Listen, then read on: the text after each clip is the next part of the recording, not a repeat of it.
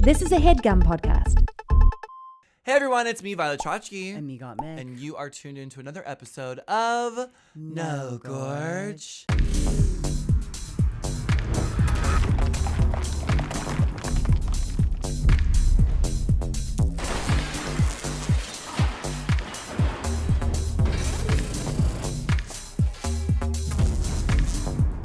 No Gorge. Yes. Today is a fun episode. We're going to get this little intro out of the way because we got to talk to some Atlanta legends. That's right. We thought since the Knockout Tour is starting off in Atlanta, my hometown, the town that shaped me and the drag character that is Violet Chachki, we should talk to some iconic Atlanta drag queens and really get the scoop on what's going on there locally. Yeah, and why you turned out the way you did. I mean, it really, you can see. No, I see it a lot. You see it. Like, after going to Atlanta more and getting to know, like, work with Nicole and get to know Phoenix and Brigitte, I'm like, oh, I see, for sure. Yeah, and I think drag is a regional thing, and the way that you are raised, it is real. Like, chosen family is real, and a generational thing is real in queer people. And I really love Atlanta. I'm really proud to be from there. I love that we're starting off the Knockout Tour there.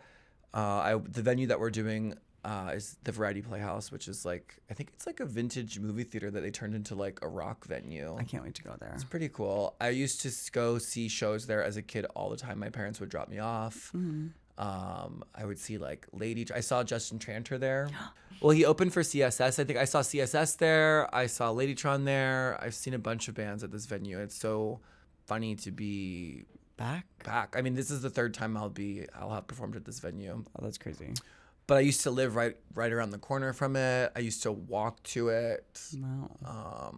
Yeah, I'm excited. I think it's like a fun moment for us to interview these divas, talk about the Atlanta drag scene. Yeah, because that's where we're kicking off our tour. It's insane. Yeah, I mean, we got to talk home to base. Phoenix from season 3 of RuPaul's Drag Race and All Stars 10. Nicole Paige Brooks from Atlanta, Georgia, from season 2 of RuPaul's Drag Race and season 10 All Stars. And my drag sister, Brigitte motherfucking Bidet, the bitch who will clean you out. Love it. Yeah, I mean, Let's just get into it. let's just get right into it. Watching TV without ExpressVPN is like trying to travel the world without a passport. You're not going to get very far. That's because streaming services like Netflix only show you a tiny fraction of their huge global library of content. Netflix hides content from you based on your location. ExpressVPN lets you change your online location so you can control where you want Netflix to think you're located. They have servers in over 100 countries, so you can gain access to thousands of new shows and never run out of stuff to watch. This works with many other streaming services too. Disney+, BBC, iPlayer, and more. ExpressVPN is the best VPN because it's easy to use. Fire up the app and click on one button to change locations. It works on all your devices, phones, laptops, tablets, smart TVs, and more. Blazing fast speeds, stream in HD with zero buffering. I cannot travel without ExpressVPN, and you shouldn't either. When my favorite shows drop, like American Horror Story or Rick and Morty, and I'm in a different country, all I have to do is open ExpressVPN, select USA, tap one button, refresh Netflix, and there it is. So be smart, stop paying full price for streaming services and only getting access to a fraction of their content. Get your money's worth at expressvpn.com/nogorge. Don't forget to use my link at expressvpn.com/nogorge to get an extra 4 months of ExpressVPN for free. We have Nicole Paige Brooks from Atlanta, Georgia. Also, famously on RuPaul's Drag Race Season 2. And All-Stars 10. Yes. But I know Nicole famously as the Barfly.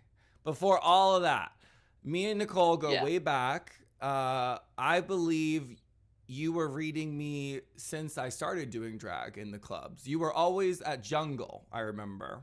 Yes. hosting. You would always I was host. hosting a show, and you were in the audience. And I was in the audience. And I would go into the club in the audience in drag. Okay, I love that. Yeah. Me and Brigitte. Oh, You and know I have Brigitte. a story. What about that time I asked your name and you read me? What did I say? You don't remember it was like I was hosting a show. It was like one of the talent shows or something. You were in there in High Horse Drag, and I was like, "What's your name?" And you're like, "You know my name, bitch." Da, da, da. I said, "They don't." I said, "I'm trying to introduce you to all these people. Do y'all know her? Never heard of her." Blah, blah, blah. And I walked away, bitch. I definitely I was like, "Y'all was. never heard of her." Never heard of her. Well, they've heard of me now. But no, I remember one time now we that know. that same night, I think I said, "Oh, I like your gown," and you said, "This is a cocktail dress, bitch," and you got me right together. And we did gigs together for a while. We did Legendary Children together. Remember that video we did, Godless Girls, where you were the witch? Y'all were the children. Yes. Well, yes. We were up and coming Legendary And Children. it still stands up today. But so you come Yeah, from a still long line of legends. Shauna Brooks is your drag mother, who I fucking love. Shauna Brooks. If y'all don't know, the icon, the legend, Shauna Brooks. The House of Brooks, how would you describe it in Atlanta, in the local drag scene there? Like how House of Brooks has such a gorilla grip on the scene, I would say. Yeah, I mean, we're pretty much in every club or every bar that you go to. There's some sort of outreach program in there that pertains to us. Like Shauna's at the Eagle, Destiny's over at Oscars, you know, and then Modest and stuff's kind of over at Felix's, so that's my child, and then Oh, Phoenix so is Modest over at is Blaze. yours. Yeah, she belongs to me now. Modest Vulgaire Brooks. You can't tell. You can't tell by the little slidge of cleanliness. I have to I vacuum her coats before she goes out now. Modest Vulgaire was part of my generation of drag coming up, and she was in a video we did called Godless Girls with Legendary Children, and you were in it, and she broke a can of biscuits on her that face. video. I was giving everybody ways to commit suicide, to unlife themselves or something. Yeah, I slit my didn't realize wrist. until I filmed it. They're like, "Here, just take a razor blade instead of here. Here, put these pills next to the bed. Here." I was like, "What am I doing here?" And then I saw We were it, making I'm like, art, "I'm a Nicole. murderer?" What kind of That film is everything. I will instigator, say film. enabler. We were making art. We were making art. Okay. It was But art. so Modest is yours. Destiny Brooks is an iconic diva. Shauna's iconic. But when I first started coming up in the Atlanta drag scene, it was really you and Phoenix who were like the running the show, like running the gigs. Yeah, we were pretty much in charge of almost every booking somewhere. We had our hands in everything. So we were I was either hosting it, she was booking it, or she was performing and booking it. Yeah. I mean, but it's always, I don't know how that happened. I always, Shauna's always just been like, it's best just to be in charge, girl. So, right. So, so that was kind of like the goal originally, was just to have one of my kids running every single bar. So, that was the retirement plan, was just to be able to work for all the children later. And you did. I feel like you were at you were everything, and you do lots of. I remember you would do lots of showgirl. You keep speaking in past tense about me, honey. I'm not dead. Not I was. I am. Well, girl, I moved away from Atlanta, so I'm thinking about when I was there. No, honey, you have the internet. Don't act like you ain't watching shit with John Paul Gaultier talking about look at this bitch. I'm just remembering seeing you out before you got back on Drag Race, because I would go out and see you guys, and you and Nicole had already been on Drag Race, and so I was almost looking up to you guys. Oh my God, what is going on? You and Phoenix, girl. She's nervous. She's nervous. You know what? You know what? I'm gonna let Mick take over. You done had too much. You had edible or something. I'm gonna let Mick take over. You know what? Yeah. Well, Phoenix. Oh Lord. Well, Nicole, we really wanted to have you on because Violet, I think, obviously we've become very close over the past few years, and I think as I've done gigs in Atlanta and I've gotten close with Violet, I think a lot of her respect for the drag culture and the art form that it is and the way she does stuff stems from like the way that the drag community is in Atlanta. And so we really wanted to talk to you and like talk about your just motherly Atlanta vibes. Her mug aesthetic comes from me because I know she didn't get that from that other show. Those girls over there were like back row. She puts on a little eye and lip, and that's it. That's just like me. That's all you need, though. Yeah. Well, right. So I like your makeup a lot. I wear titties. Right. I started to wear boobs. I But started to yeah, wear I mean, breasts. Yes. we definitely in Atlanta have a hierarchy and a little, and when you don't come in, you can't be talking no sort of way to everybody, or else you'll get slayed, or you won't get hired back. So yeah, you get put in your place. But I mean, that's what you're supposed to be doing. It's always a light read. You know what I mean? But it's also a light read is also an educational note that you need to take. 100%. Like if you're not gonna put on nails, you might as well wear gloves. Here's some gloves, girl. Okay, well, what do you think about that one, Violet? I mean, I usually do wear gloves, but I'm anti-nail. I think I've surpassed that rule, but everyone has their own rules for drag. I love the way that you approach your Well, I mean, drag is supposed to be punk rock, and it's not supposed to be about what you want me to do. It's supposed to be about what I want to do. You know what I mean? So, I mean, that's what it's supposed to be about. I'm not supposed to put on all this hoopla because 4 judges want me to dress up like a clown. I'm not doing that. Because I got to take that shit back and put it in my closet for 6 years and look at it like, what a waste of money. I'm not doing it. You know what I mean? Well, And you I always like were nice to me and thought, like, had that mentality. And I'm seeing it on Drag Race on the newest season. You said, I don't give a fuck what y'all think of me. I don't give a fuck. Like, you do bring that punk rock energy even to the latest season, All Stars 10. You were giving that to the girls. And I feel like we haven't had a queen give it to the girls like that in a really long time. So I really enjoyed watching the clips I saw of you really like slaying these bitches. And like, I'm like, this is the punk rock element we need. They're so curated. Their personalities are so made in this bathroom mirror online that they don't really know how to interact with people. So there's a delay, and I don't have no delay. They're like, oh, look. And you also... They're like, Granny is here. They're like, oh, let's have her sit down and unpack her shit. And then I was like, bitch, I have my vitamins. I hope you took yours, girl, because I'm ready. You got a question? And I'm that's going to answer the thing. it. You know what I mean? And they're all like, what should I say to make sure the fandom doesn't da-da-da-da? I'm like, girl, this fandom, delete and block. Delete and block. Well, and the other thing I know about you is that there's no off switch, right? I feel like a lot of the newer girls, like, they'll put it on for the cameras, and then when the cameras are off, they're a different kind of person. But for you, I'm like, no. That is Nicole. Like, she is that person 24 motherfucking 7. And the other thing people don't know about you, I think, is that you're very kind. I'm supposed to be presenting myself on television. You're supposed to be presenting yourself on television. And that's the problem with a lot of these new girls is they don't know who they are because, first off, they're new. They haven't been cussed out enough to know what they like because all they're doing is copying your makeup or Versace's makeup or, they're not learning their own face before they're copying everything. Even the personalities, they're saying what they want the producers to hear. You know what I mean? And then you get on the show and then there's an off switch because you was just faking it for 12 hours. I had a nice day because I was just answering the question. And you were going through all this math, and I think that's what everybody really enjoyed about me on the show, and I agree. I'm not really trying to offend nobody, No, I know. And that's the thing that I dealt with when I was on Drag Race coming from Atlanta is like, people were like, oh, she's so shady. She's so rude. She's so mean. It's like, I'm not trying to offend. I'm just being myself and being honest and being real. And that's the school of drag that I think Atlanta breeds and comes from. Is like, girl, this is a kiki. No, I don't like it. No, I don't like it. Exactly. No, it's exactly. Nice for you, girl. You can wear that all day, but I'm not wearing that. No, I do not want one of those. Thank you. Thank you. And I feel like everyone's just too nice these days. And you want me to lie and have you send me that? I don't want that. Don't send me that. No, I don't like it. They're always like, "Can I make you some nails?" I'm like, "I don't wear nails." I'm like, "No." They're like, "Oh." You can tell in the response. Oh, I'm like, "Well, you want me to just start wearing nails because you sent me some nails?" I'm not doing that. Yeah, exactly. These are my nails.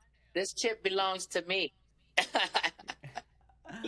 Oh my God, I love that. Yeah, I remember I did a gig with you right before you were going to All Stars, and it was the first time I ever got to work with you, and you were just so professional on it. And then we all went to lunch after, and you were like mother down. You were like paying for the people that were working on the show. You were just like, you had your glass of wine. You're like, baby, get the dessert. Go for it. I got you. Like, you were just like mothered down. And I was like, wow, this bitch is just such an actual Atlanta mother and star. And I'm obsessed. And I literally called Violet. I was like, I'm obsessed with Nicole. Like, it's just so amazing and like actually a breath of fresh air. And everything you just said is exactly why all the fans connected with you, because you're just being yourself. And that's who you are.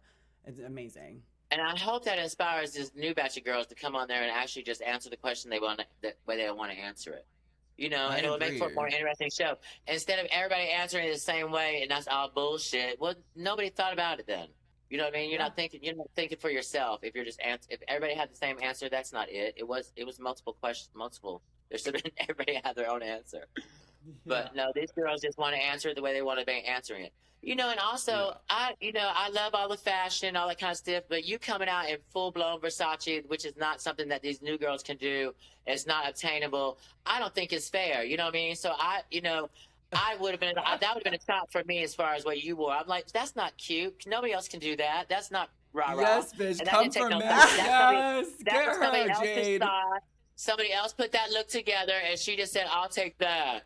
That's not cute. But however, No, in I mean, defense, in my own cute. defense, The access to it was cute. The access to it was cute. That's just if you would have done something vintage or from the archives or something like that, that was more instead of. But anyway, you know, it's supposed to be. Well, we're still talking store. about it. I'm not supposed to be taking. I'm not going to be taking thrift store. If they ask me back again, you know, I do have, you know, but I still want it all to be from Atlanta, and I also think it still should be recycled, and it should be something that I can actually wear on my show. You know what I mean? And it's just like they're taking drag to a new level. These people are coming in on helicopters and shit down the runway. It's like, calm down. You know what I mean? Yeah, it's that's how it was on my season. Then the one girl that comes from a small town or doesn't have that access looks like a booger. She's not a booger. She's probably more creative than anybody else.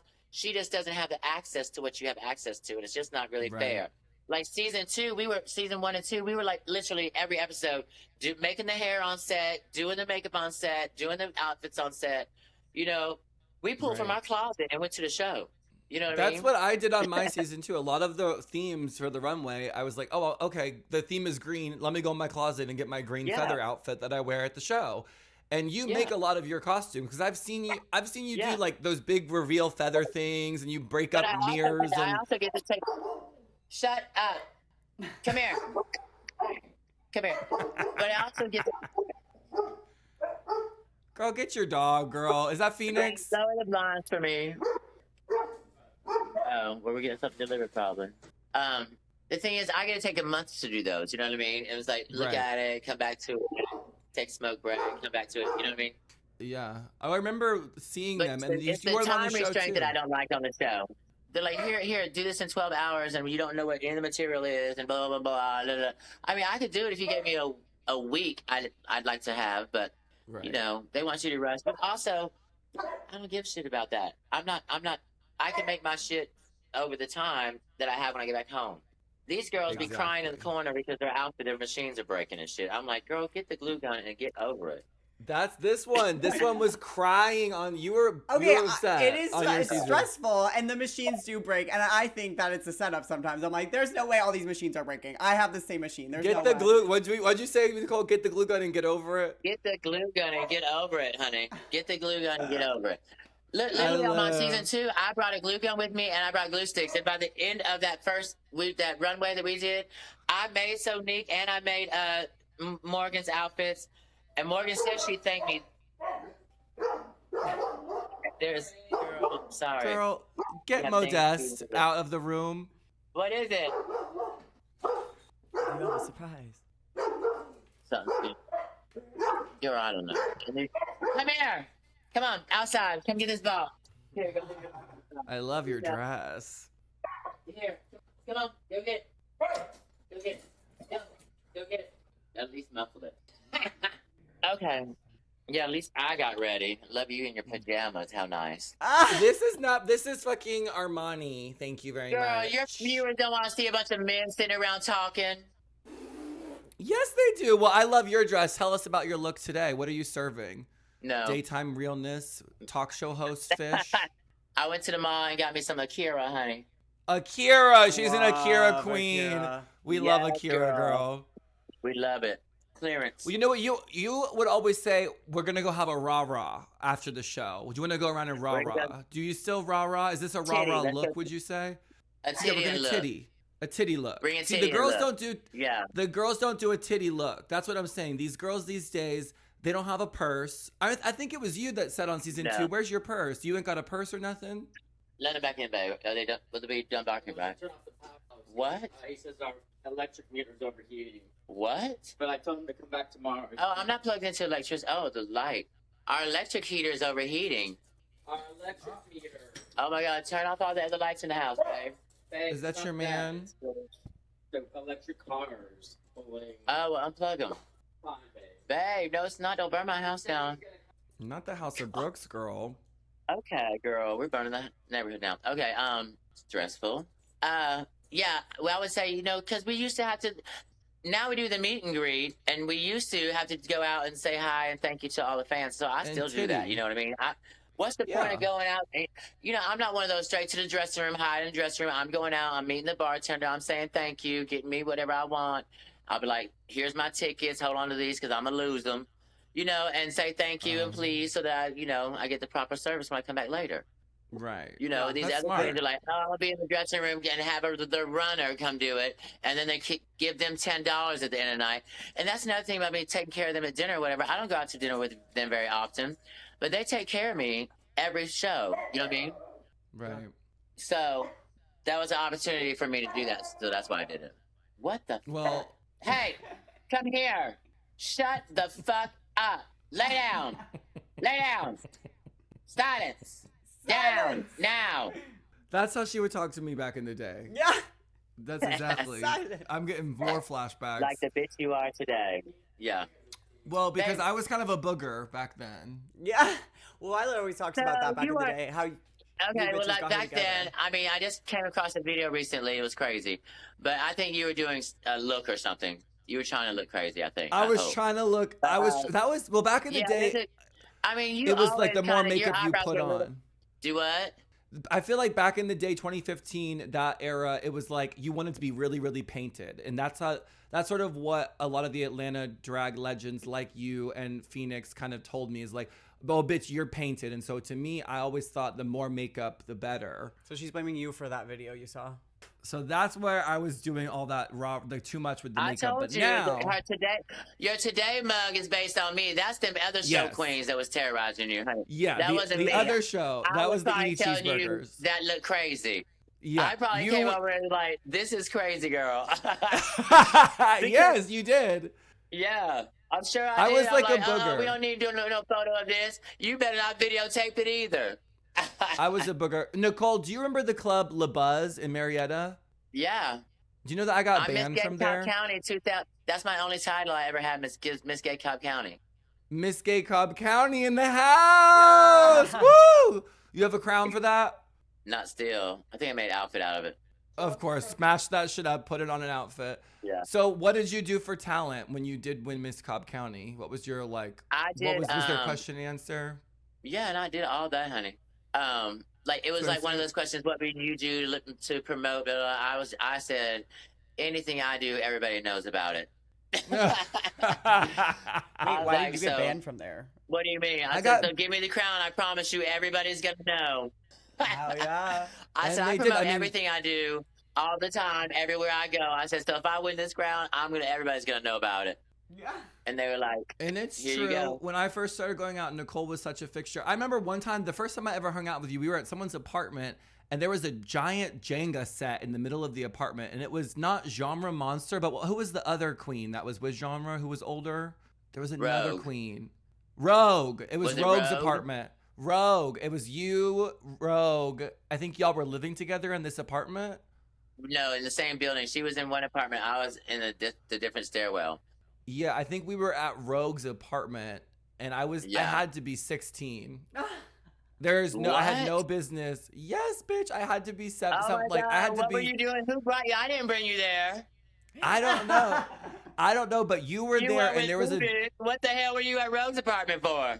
I don't know. So where is Rogue now? Is what I want to know. Is the question. I know, and where's Oh, Genre I don't know, now? honey. I don't recall that. She is voting for Trump out in Lake Lanier somewhere. Damn, Rogue or Genre? Rogue. Genre, I think, is Rogue. down south. Yeah, I heard Genre Rogue. is the in apartment Alabama. the apartment you shouldn't have been in. Yeah. But we don't go get people I in love, trouble on this podcast. literally, you're like, for the record, I did not bring you there. Well, maybe it wasn't 16. Maybe I you was were 17 not or with 18. me, bitch. I probably Yeah, took your you're like, I ass up didn't- out there and put you on a bus or something and said, get up out of here. Well, you all didn't know how No, young I me, was, honey, but I used to was take- going out look, very I young. used to take them kids. Oh yeah, I see some. See, that was the problem. Like that's why I was doing the youth pride stuff, is because I was trying to bring the party to the kids. Because I would see some of those kids lying that they were 18, getting up into the jungle, and I was like, you ain't no 18. And I know that man's telling you he's 23 and he's 52. So I'm like, oh no, ma'am. So that's why I The was jungle like, was get up out of such a here. time. Love. Good job. The jungle was such Yeah, a that was time. eight, What's oh, like? 18 and up. But you remember Backstreet? You were around for Backstreet, right? Yes. But you was around. That was not a read. That was not a read. Oh, but there I were know it many. There's wasn't a been many read, honey. clubs. There's There gonna be were many clubs many that that you're gonna wish that you were still around. And that's another thing. These sissies Jungle's need to get one up of out of them. their houses and go to the bar. Not just to see drag queens. You need to go to the bar and just have a drink after work, honey, or a Red Bull or a 420 drink or something. Y'all gotta go support these places or they're gonna close. All of them are closing. Everywhere I go, agree. they're like, I oh, this agree. bar is that just closed down the street. Yeah, so tell your Yeah. people to go out, not just to see you. Please. No, everyone, That's please tea. go support. Yeah. That's happening in LA too. It's happening all here. over LA. We are, Yeah. have been, there's GoFundMe's donating. These clubs are struggling out here for real, and there are safe spaces, and Go support your local dive bars, drag Yeah. queens, the queer community. well, I want to Yeah, know see, more that's another about thing All is Stars I- 10. Oh, what about it? You didn't even watch it. What you gonna ask me about it? Well, I want to know like what was like the highlight of the moment for the season filming it, and what was like the lowest. Like, what was your favorite part and your least favorite part of the whole process? And like, feel free to spill some tea. I mean, I really had a good time the whole time, but you know, I don't give a shit. I have a good time no matter where I'm at. Like, the room could be on fire, and I'd be like, this ain't my problem. You know what I mean? And so the other girls were always trying to and stirring up drama and trying all that kind of, but I just, you know, I short and sweet with my responses, and usually, you know, take that over there, girl. Like, we were on the same team, and what's her face?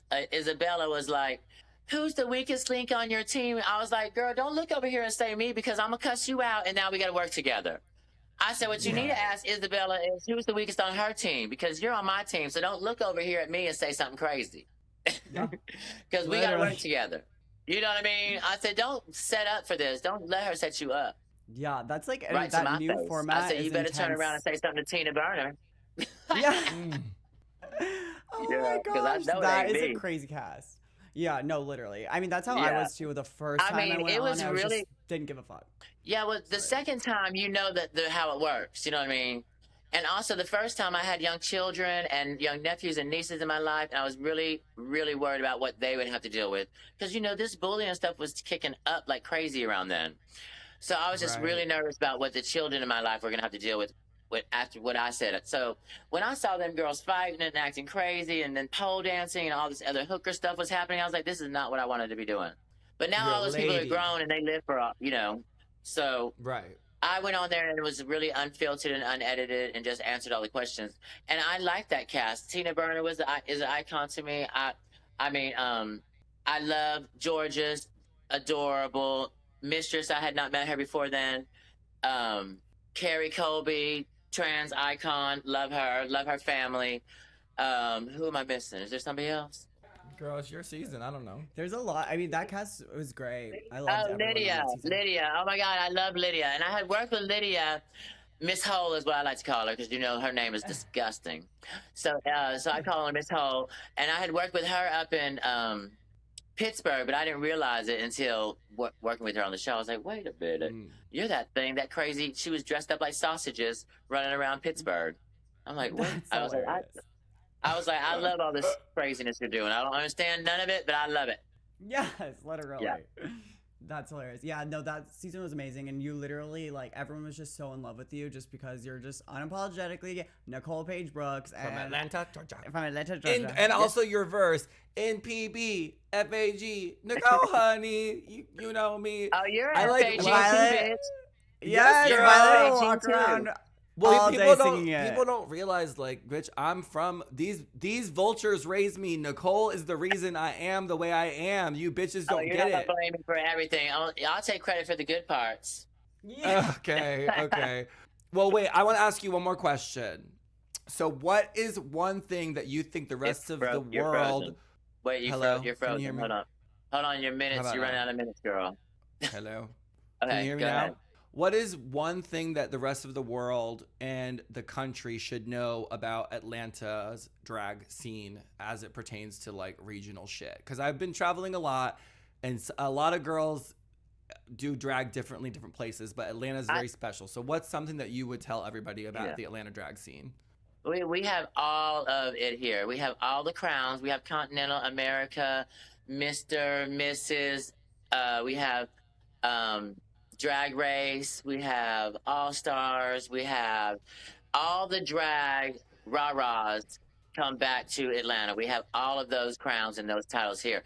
And then we also have all the up-and-comings of all of those titles for the future, you know what I mean? I feel like our baby drag here is outrageous, and we've always had sickening baby drag because they've been influenced by the rah-rah drag. Our drag here is legendary. Naisha has been part of that show forever. Bubba Delicious has been part of the Armorettes forever. Shauna and Charlie Brown has been going on forever.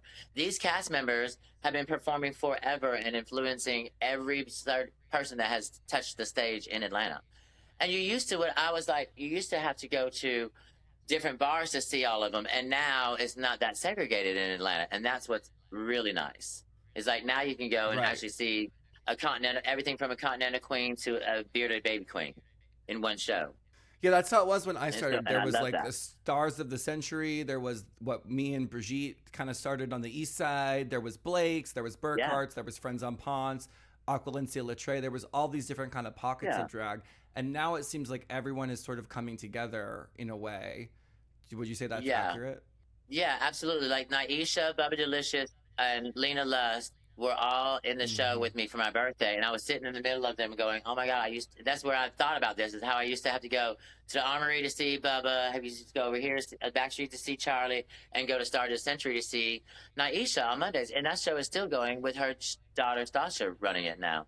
2.0, I think they Naisha's call it. shows, did they still do Stars of the Century? What's Naisha's show? Yeah, they still do it on Monday night. It's at the Heretic now with Stasha. Oh, at the Heretic. Because Naisha, that I think, used to comes be a once a week, jungle. once a month. And if y'all Say it don't know, again. Stars of the Century is like an iconic. Is it exclusively people of color show? It's a black show. Yeah, but the majority, I've never performed there. Well, I mean, You're like, it it's must a- be because I've never performed there. Wait, Nicole, I also was on, we have a Patreon for No Gorge, and a bunch of people were commenting, literally, look at this photo of you and Violet. Mm-hmm. That's the makeup you were talking about? No, My you makeup look good was there. kind of It was crazy. just- It was on my Instagram recently. It's like you are painted like crazy. Well, you have to send The me a eyebrows, the picture. lips. I think you did text me What? a picture. Well, in that photo, did. we're at That is Jungle. in a new book. Hold on, let me grab the book. Hold on, let me grab the book real quick. Get the book, girl. Get the book. That's in this book. Oh, that's like recent, kind of. Oh yeah. This is after I won Drag Race. You know, right? Nicole, Hold on, let me get it. you are literally a girl. I've always been a woman. Oh yeah, isn't What that book great? is that?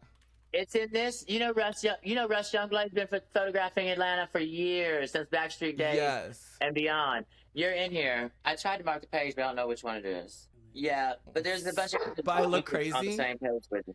No, you look really good. But anyway, you should get this book.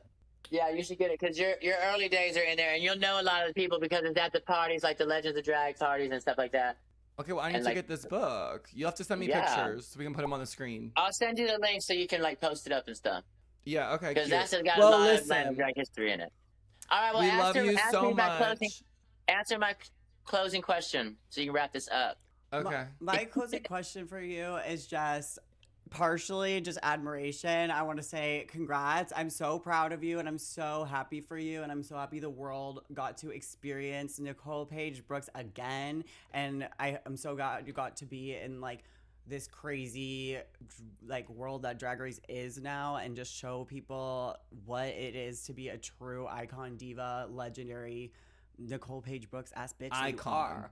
And it's just like so important, and that's why everyone is demanding for Nicole Paige Brooks on every season for the rest of time because it's just you have such a special energy and it's so core Atlanta, and we were so excited to have you on for this episode just to really shine light on you, Atlanta, where Violet's come from, and I'm just so proud of you, and I'm so happy for your career and your life, and I just love you. Thanks. And I'm actually really proud of you too, Violet. That's all I'm going to say about it, though. You. Bitch. I love you. Well, I You want made it- everyone you to made know Atlanta the proud. vultures that raised me. Yeah, you made Atlanta proud, and I claim you as one of the ratty brats that I have had an influence on, and I'm proud of my influence. And you too, sir, you've done us proud too. Oh, trans warrior that you are! It's very exciting because Trans I was raised by trans women, and it's nice to see trans man holding their own against all this madness, female madness that's around you. You know what I mean? So Oh, yeah. yes. And now your next guest is my other daughter, official daughter, Phoenix, Oh, who is also on All Stars 10. So y'all enjoy chatting with her, and whatever she says about me, multiply times 10 because she always tells the story wrong. of Yeah. course. We'll make sure we get it fact checked by you before we post it. All right. I love you too. We love you. We love you so much, much, Nicole. We'll see you gorgeous. soon. Love you. No Gorge. Girl. Girl, and here we Luckily, I are. love them. You do. I know. Well, we wanted to do an episode. We were starting our tour, and we're going to be at the Variety Playhouse. I think you came to my solo show at the Variety Playhouse when I was there. I did. So we're doing our I did. tour, starting there. I always bring Mick to Atlanta, and we always run around with you. And since we're starting our tour in my hometown, I thought we would do a whole No Gorge episode just talking about the Atlanta drag scene, the Atlanta legends, talking about your time on All Stars, and just Okay. really get into it, bitch, because I don't think people realize, you and Nicole and a lot of the other Atlanta drag legends, really shaped what I do, and I think that the Atlanta drag scene is so special and unique and specific, and I think you are really the mother hen when it comes to all of that. Would you say so? I appreciate that. I definitely think I've played a huge part in it, in kind of creating the scene that we have today. I mean, even down to all the competitions that have popped up. A lot of that did come from, me starting. At one point, it was called Dragnique, and then it turned into Dragnificent, and now I have Atlanta All Stars, and now there's 30 other competitions that pop up, and Really? and I know that nothing is original. I'm not saying that all this stuff happens because of me. I am saying that I do think that I have an input in what I've kind of created and started, and other people are kind of like, oh, that's a good idea. Maybe we should do this. And then they've kind of made it their own. And I love that because I've literally watched Atlanta scene turn from pageantry and that good Atlanta Southern drag into we have so many different variations of drag now here in Atlanta, and I've literally watched it turn into that. And it's great. Really, drag has changed so much in Atlanta. The scene has changed so much, and I love that. I love drag. I love the art form of drag. No matter what it comes with, as long as it's good and it's put together, it can be. It doesn't have to be pageantry. I mean, season 3, the reunion show. I had a shaved head with shit glued to the side of me, and I love all styles of drag. It's fun because Atlanta really has that to offer now. And I definitely think I have played a part in that. So it's great. You definitely have. And it was funny you just talked about sort of doing alternative drag because I was actually going through my house. I just recently moved and I was going through some old photos and I happened to stumble Okay, here we across- go. Look at that. Yes. That's It's from everything. I Can you can't see see it. Oh it? my God! Yes. Oh my gosh. Yes. Yes. Yes. Yes. Bitch, I love think it. we're at Blake's or at Burkhart. I think we're at Blake's upstairs. Yeah. Or was that jungle? No, look at the bar on the left here. It looks like the Blake's bar, I think. Maybe it was. Maybe God, I can't. girl. I can't remember. But you're There's been dressed so up many. as Marilyn. I think you were doing Marilyn The- Manson. the I think I was way- doing Marilyn Manson then. That Yeah. the black eyeshadow contour had a grip on all of us back in the day. The black eyeshadow It did. contour, literally, I used to go It ham with did. that, and that's what it's giving in all of us there. Well, I would snatch my hair up and I would do the black hairspray and then I would do the black contour into the hairspray. well, because it was Uh-huh. residual anyway. it It's was just part of it. But back I then lo- I feel like it was really about being painted. Like even Nicole was talking about how my makeup was kind of busted and crusted, and it was, and you let me know that on stage in front of a whole audience of people, actually. You know what? I talk about this so often because one thing about Violet is Violet has always known that she was a star. Yes. There is nothing any of us could tell her, and she would literally, because did you do Dragnique or Dragnificent? Do you remember which one it was? I did Dragnique at Jungle when it was Dragnique. the first iteration, the one that EDT So we could- one. We could literally critique her, and the whole time we're critiquing her, she's like, Oh, I wasn't having any of it. And I was like, I want to strangle this little bitch. But the thing is about it is I look back at her and I'm like, she just knew that she was a star. And it takes that mindset, that delusion to become what she It does. to, I agree. to become what she's became now. And it's, I'm always so proud of Violet. I really am. I watched her grow from a little baby queen into what she is now. And I look at her on these runways and on these fucking billboards in huge brand companies. And I feel like such a proud mom watching it. I love it. You should be, because I swear I would literally stand on stage. I think one of the fondest memory I have, or not fondest, but the most clear memory I have, it was the challenge for Dragnique that week was past and present, and we had to pick a historical figure and then do a current day song, but dressed and as the historical figure. And I chose Anne Boleyn, and I did "Off with Your Head" by the Yeah Yeah Yeahs. Off Yeah, I with know your that. head. And I was wearing like some lingerie that I had got from the Goodwill, and it was like a little tiny thong, and I was wearing like layers of capezios, and the thong had slipped to the side of my tuck. And so I remember this. Looked like yes. And it had looked, and so the whole time I'm on stage and the thong had slid over to the side, and so my bulge of my tuck was hanging out the side of this Victoria's Secret like, lingerie little lacy nighty thing that I had MacGyvered into be Anne Boleyn. And then after the number, you stand on stage and there's 3 or 4 judges at a table watching the show, and they have notes. So it was probably you, maybe Destiny Brooks was a judge. She judged me a lot. A couple other people, maybe they had guests. You had guest judges come in every week and judge, and you stand up there as soon as your number is done. You stand up there. Bubba Delicious, who's an Atlanta drag icon, stands there and says, "Okay, let's hear from Phoenix. Phoenix, what do you have to say?" And Phoenix goes, "Your dick is hanging out. Your dick is hanging out. Your makeup is wrong. Because I would do my contour like on the apple. Like I would like I would hollow.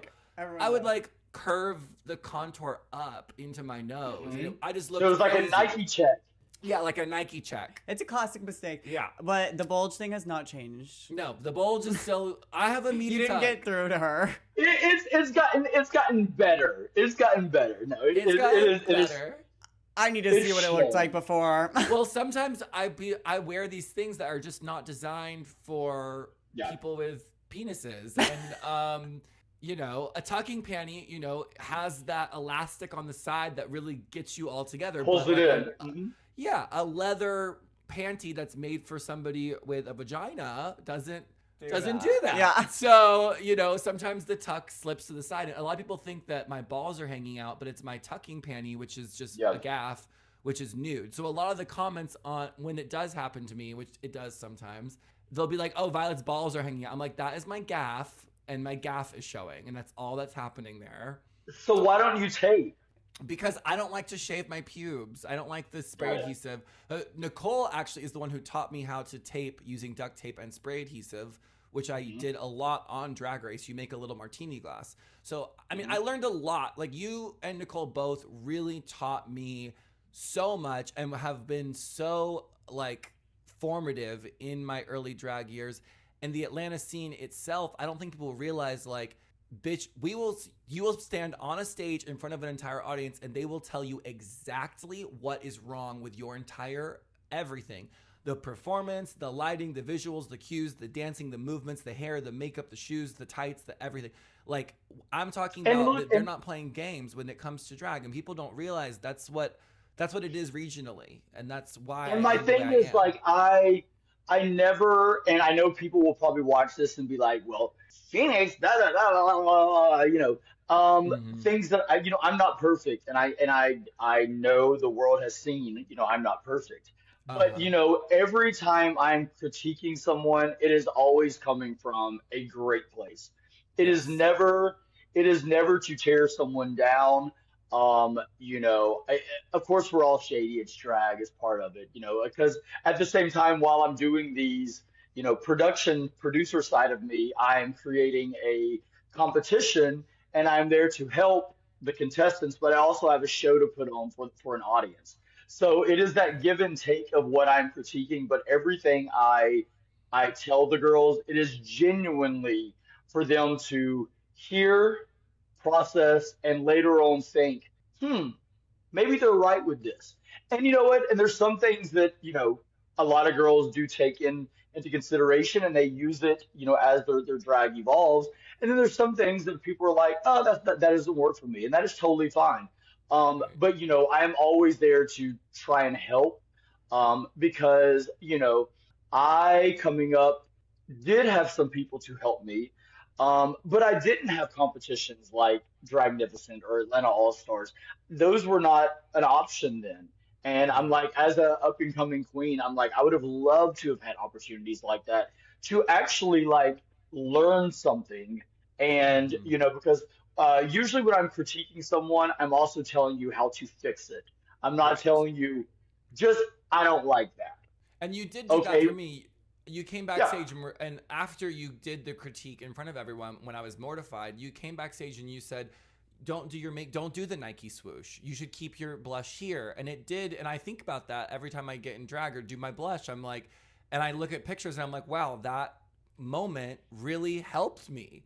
It really did help my fucking contour and my fucking blush. And so I'm very grateful. And that's why I do it. That's why I do these kind of competitions. And, every year, I still do Dragnificent and Atlanta All-Stars today. Dragnificent is now going into 16 seasons. Atlanta All-Stars is going into 5 or 6 seasons. I give $5,000 away to the Dragnificent winner. I give $10,000 away to Atlanta All-Stars. And, there's not competitions really anywhere in the country that do that kind of stuff. So, I believe in both of them, and I believe in, the art form and other ways of learning. So, yeah. And I mean, that competition, Dragnique, I lost, first of all, but it really prepared me for Drag Race. I mean, it was basically like a mini Drag Race. Each week you have challenges, and sometimes there was group challenges, and it really like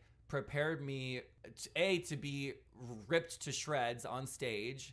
And that training came in handy because I think I would talk back on the microphone at one point to you guys, and I got absolutely, you would regretted it. I would talk back. I'd be like, well, actually, you know what, bitch? My number doesn't mean I could do my art the way I fucking want. And then that's what I mean. Violet has always known she was a star. That's exactly what I'm talking about. She didn't care who said what to her. She was like, I'm Violet Chachki. I said, y'all yes, can't you tell are me motherfucking shit. Y'all couldn't tell me shit. Looking like this.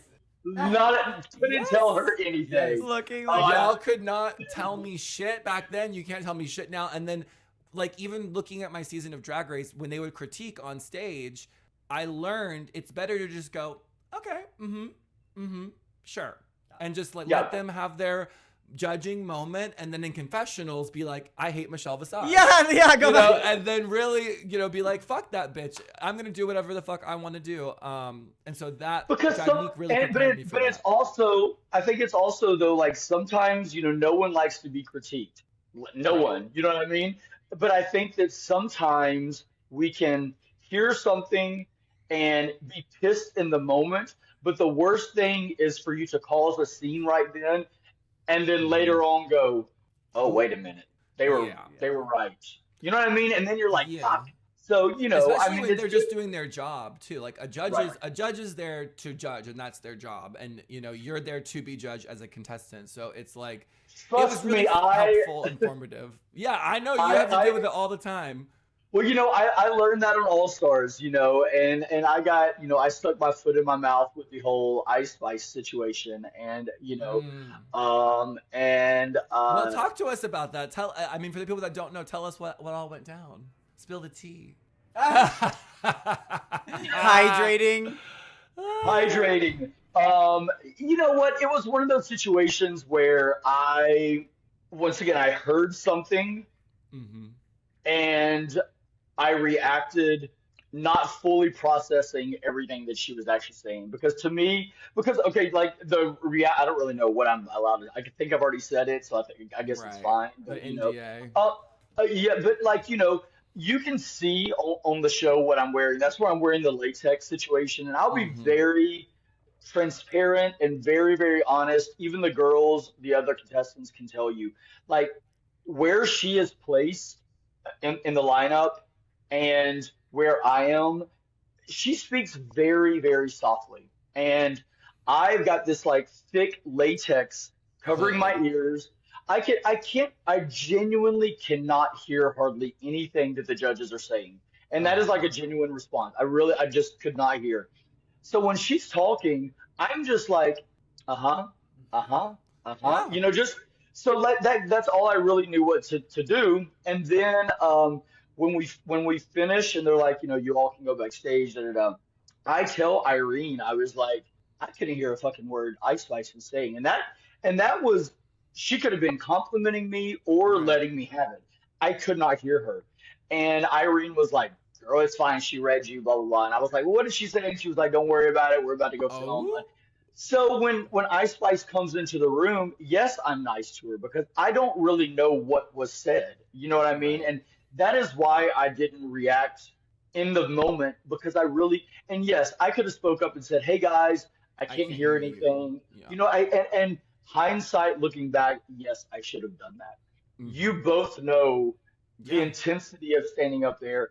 And take into consideration, I had not been on TV. I had not been on Drag Race in 15 years. And this was the very first challenge.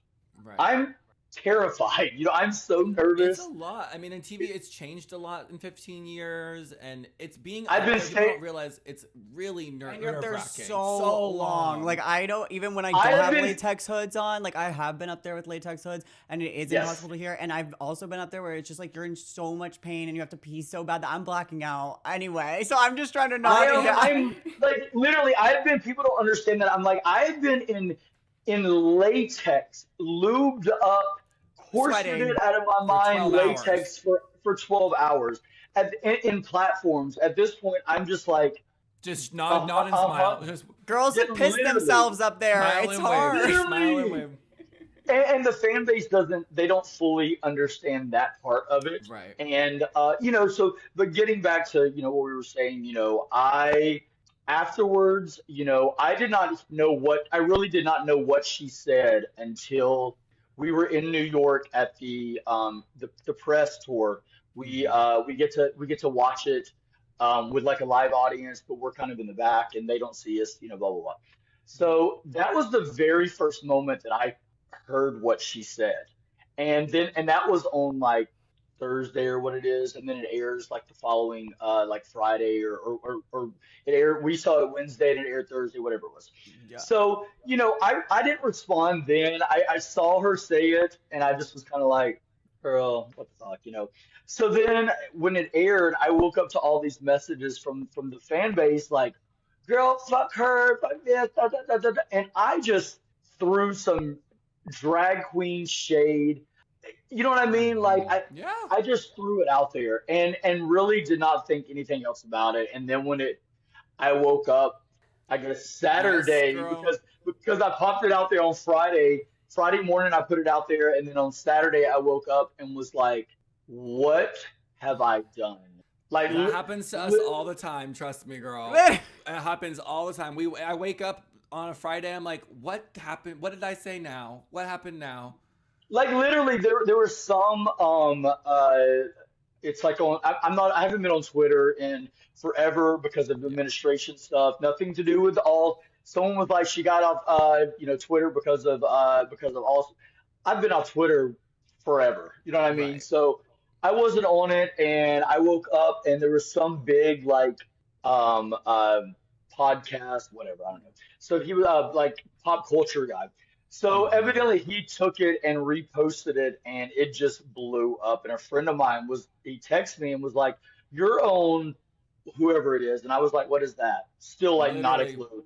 what is And that? it was like a dumpster fire, and I could not stop it. And I I laugh about it because you know it really was not that serious. You know what I mean? Yeah. It really wasn't. It really was not that serious. And mine was.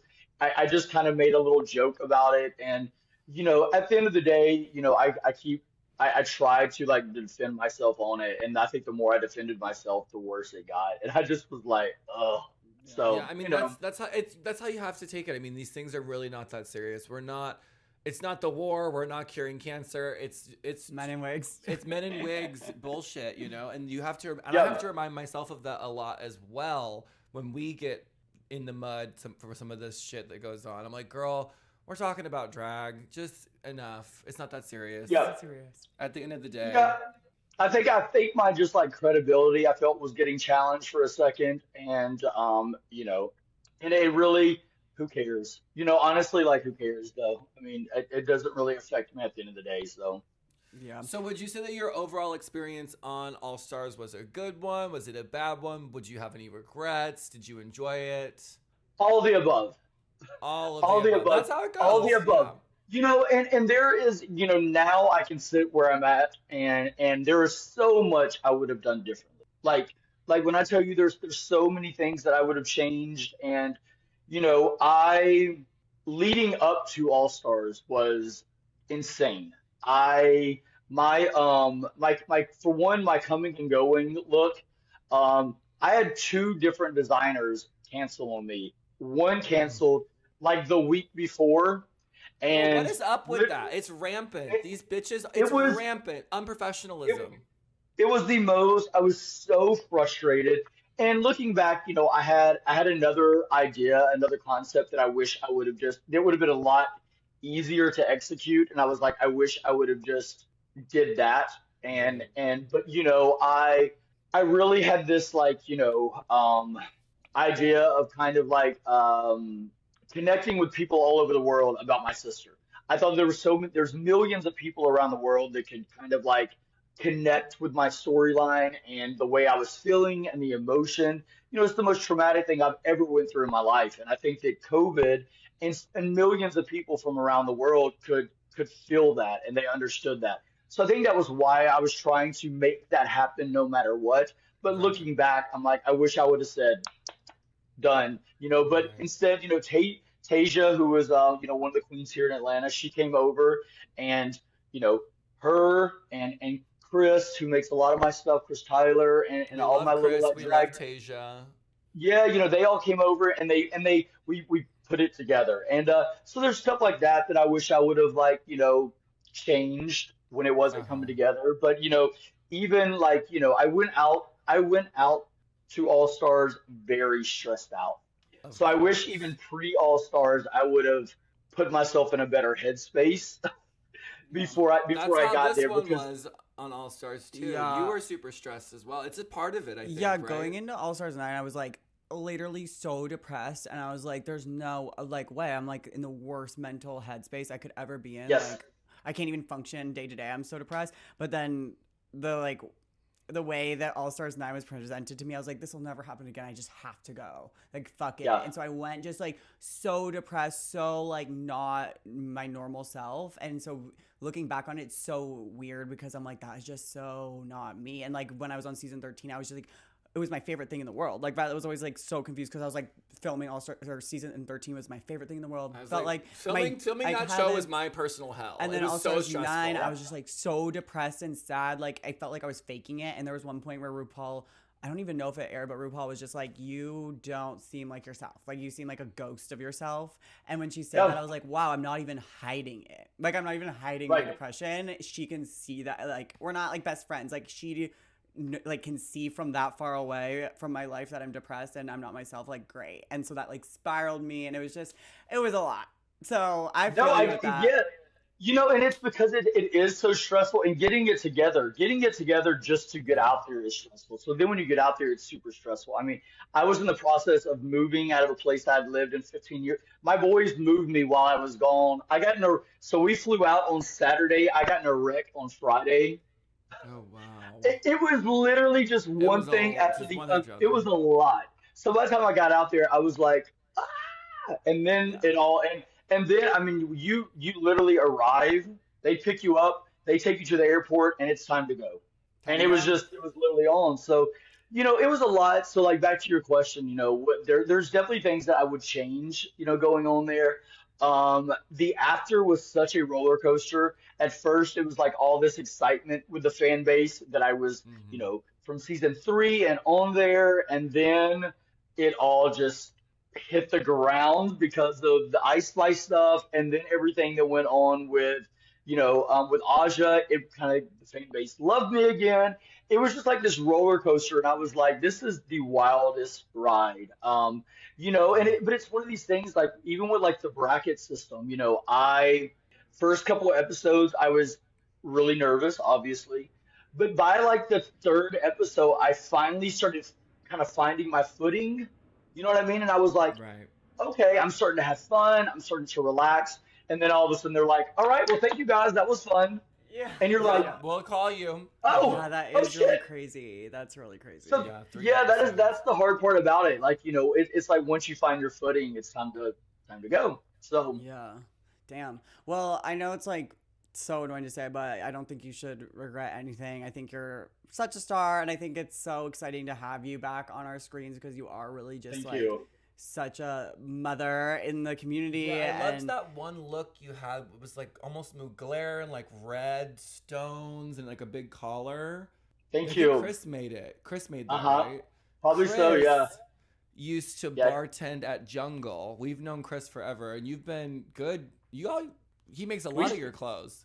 Yeah, Chris and I, we were together. Me and Chris were together for many years, and you know, we were together. Yeah, we were together for many years, and you know, does he do commissions, girl? Because we're looking for some outfits to get made. He does. Actually. He does. He works on film and television also, but he still is sewing for people, and yeah, I mean, he still makes most of. I mean, honestly, I wish for every drag performer to have someone in their corner like I have Chris. He is literally like. We connect on like such a different, which is why we were together for so long, because we just have this like amazing connection, and you know, he can sew anything I need at the drop of a hat, and he just gets me. You know, he's been there to kind of help me elevate my drag, and you know, so yeah, I mean, he's still around. Yeah, I love that. Love her. Yeah, I mean, when was the last time you were here, Violet? I was in town. But I didn't go out. I went to go see my mom last year, but I didn't really go to the city. I was just in Gwinnett County where my mom lives. Before that, I don't know. It's been a minute. I really miss Atlanta. I'm really excited that we're coming. I think last time I was out was when I saw you. I ran into you at the club at the Eagle, which used to be Burkhart's. Which used to be Burkhart's, yeah. And speaking of Burkhart's, there's a story that I want to tell. On the pod. So I started to bring this up earlier when we were talking. Okay, so there was this club called La Buzz in Marietta. I had used my fake ID to get into the club, And then I had signed up because they would do the little contest where you bring your friends and whoever gets the most applause for the baby queens gets to come back next week and do like a tip spot, or they do something. And Destiny Brooks was judging that night at Le Buzz.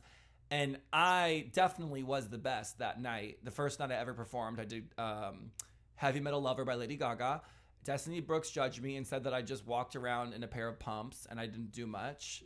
And then I didn't win the audience applause that night. So I came back next week to do their competition at Le Buzz, and I used my fake ID, and they caught me, and I got banned from Le Buzz. And then I went and did Friends on Ponce. I won that with Aqua and Cia Latre. And then I was doing a tip spot at Burkhart's in your show. And Summer Night was in the audience, and I was getting a cocktail in the little bar outside of Burkhart's. Summer Night saw me, and I think she was pissed because she knew that I was only 19 and getting drinks. And she wasn't getting booked. Yep. So she went to the manager of Burkhart's and said, y'all have a 19-year-old queen working in your bar. Then the manager went to you, because you're the show director, and said, bitch, what the fuck? And then you pulled me outside into the parking lot. And I think you were basically like, listen, bitch, I don't know how old you are or what you got going on, but you're not fucking up my job. Do you have a fake ID? And you said, do you have a fake ID? What's going on? And I said, yeah, I've got my ID. And you said, well, the manager needs to see your ID before you can do this tip spot. It was a tip spot, mind you, bitch. Yeah. I used to do tip spots. People don't realize I used to work for literal dollars. Everyone did. My fucking first job was at Asylum in East Atlanta Village for $35. I did three numbers for $35 with Letitia Chantel, oh my God, Siobhan Scott. Oh my God, who's that famous bitch from Savannah? Lady Chablis. Lady Chablis. Lady Chablis would come. Who else was over there with me? But I got paid $35. Anyways, the point is, you pulled me outside and you said, bitch, you're not fucking up my job, and show this man your fake ID. And if he lets you work, then you can work. But if not, then you got to hit it, bitch. I was like, girl, I have nothing to do with this because the law is the law. Yeah, that is when Burkhart's in general, that was such a change in, let's see, 1, 2. I've ran like 5 nightclubs here in Atlanta. It's like 5 different nightclubs. And during that time, I was running Jungle and Burkhart's. I had, let's see, about 9 shows a week under my belt. I had about roughly 50 drag queens that I was kind of running. And I was like, I got too much shit going on to be worried about this little 19-year-old and her fake ID. I was like, I love you, girl, but I got too much shit going on. And I was like, if it works, girl, it works, but I can't do anything about it. Yeah, you said you didn't fucking my job up. I mean, you're not fucking my job up. But it did. But you know what? The manager accepted my fake ID, and I did my tip spot. Yes, I did. Did I get invited back to Burkhart's? I don't think so. But I mean, how much longer did it stay open after that? Because that was the whole. Well, it stayed open for a bit longer. I think after that, then Gottmik happened at Jungle. And this was after Jungle renovated. There's pictures of me at Jungle. I was 19, and there used to be Project Q. Is Project Q still a thing? Is it? I don't know. I don't think so. There's pictures of me asleep at the old Jungle when it was still all black, white, and zebra. There are pictures of me on Project Q, and I'm passed out like this on the stage, like this. Why? Because I was Oh my drunk. God. I was so drunk, I fell asleep, and I was 19. Oh my God. And that is because crazy. this is during Gottmik, and you would tell us, you'd be like, y'all need to go out to these events and these clubs. You need to get dressed up in drag, and they'd have like goth night, or like they had Tim Burton night. At Jungle, fun. and we would all get dressed up, and I would go out and try to promote myself as an entertainer in the city, because that was Phoenix's advice. I mean, that's how you do it. And then there would be And it pictures still of me. is. Yeah, that's how I did it too. I would be like, I'd show up full look, literally at the craziest club with my fake ID, be like, hello, gotta book me. And I would be working for $25 at like a bowling alley. Yeah. And, like in the lanes, like desperate with like the craziest pads and makeup I've ever seen in my life. Like so nasty. But I was like, I mean, we all did, every club. we always all did that. And, to this day, I don't say use a fake ID to get in. But I do Right. say, people are all the time like, how can I get noticed? How can I get booked? How can I get involved in my community? It's like go out. Show up. Don't just show up. Don't just post some heavily filtered photos on social media. Go out and get seen in Talk to people. person. Talk to people, get to know people, and and be friendly. Be friendly. That is a huge part of it. As someone who does book people and as the person that is going to put you on stage, when I meet someone and their attitude is off-putting, I don't want nothing to do with it because Well, how for did I me, get booked then? I don't really know if I booked you. I think I just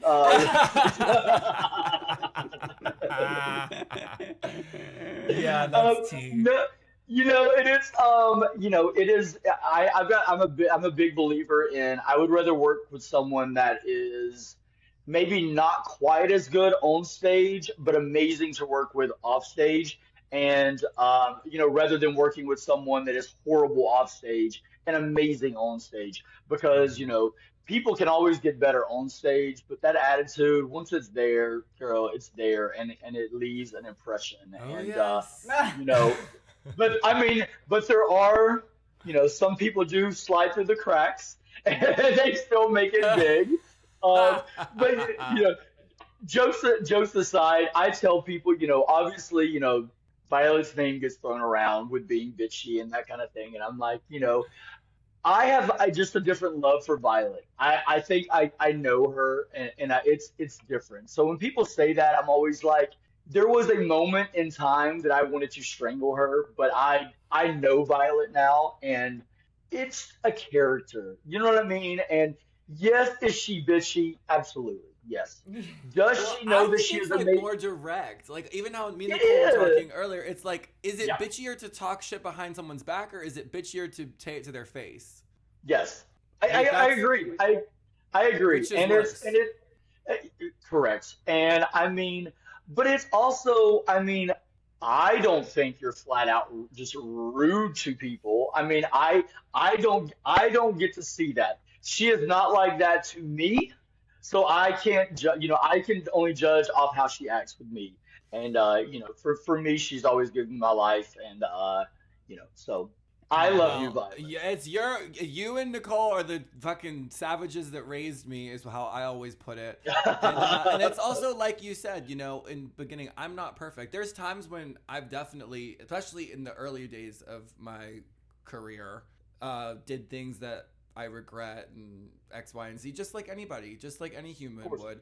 But Yep. I always try to, when I do fuck up, take accountability for it. And there's been a couple little stories. Do you remember when I stole Sharon's crown in Atlanta? Remember that?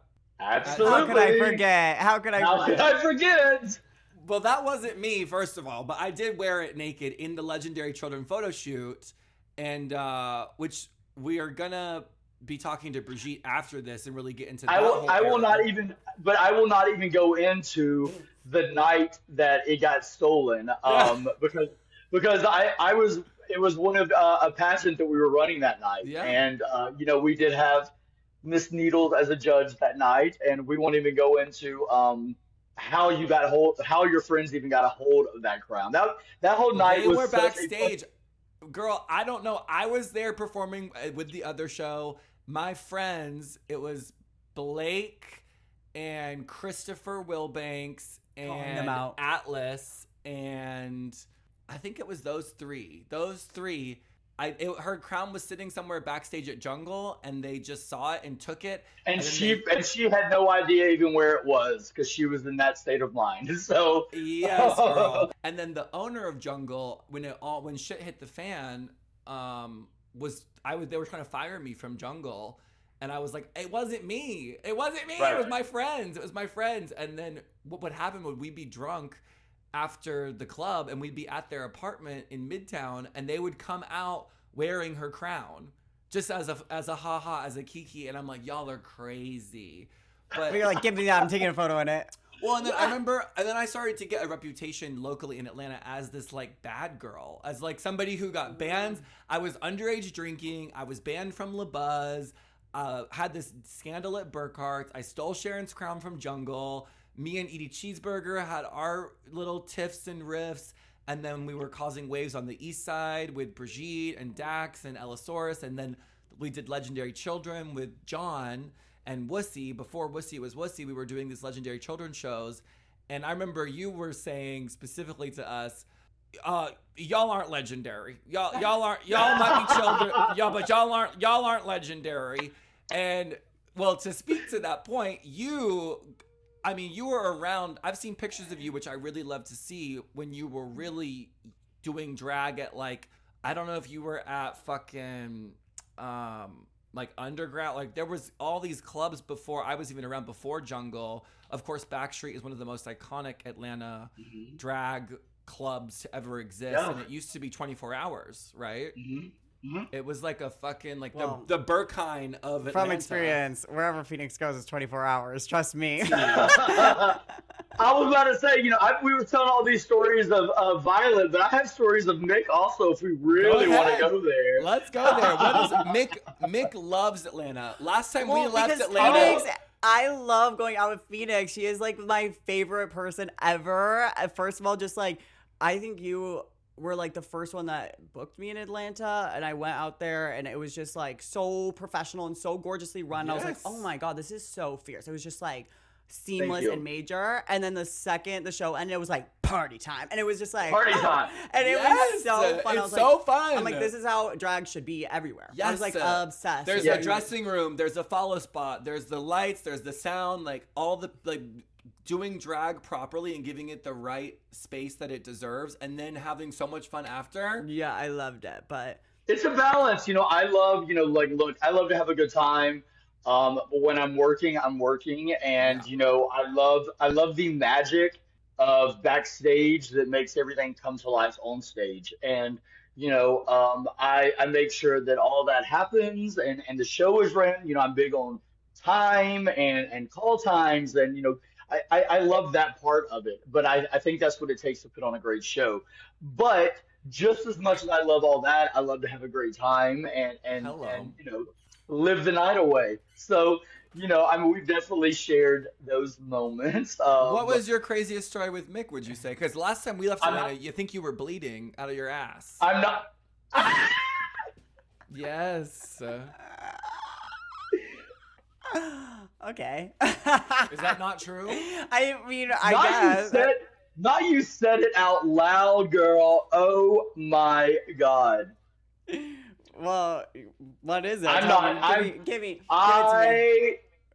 saying nothing. I am not saying a word on that night. Oh my God. Well, I was visiting my mom, my biological mom, and Mick, I guess, is just taking it raw dogged. I have no clue where you took my daughter. This is my daughter, and you took her around town to pass around party bottom. No. After hours place, Zion. You took her to Zion, girl. No. I left her by this point. I literally. You left her. Okay. Look, there is not many people that I have ever ran from because I love it. And Mick, I literally found my exit. We were at an after party at someone's house, and they were like, "Oh my God, we're out of liquor," and I was like, "Oh no!" And then my friend was like, "I think I have some high noons in my car," and I was like, "Oh, I'll go with you." Went downstairs, and he was like, I was on my phone. He was like, "Who are you talking to?" I said, "I'm calling my Uber girl." And they were like, "What?" I texted Mick and said, "Hey, I just left. Have fun." So the next day is when I hear left Mick at the house party with high moons alone. I had not seen Mick in about 20 minutes. So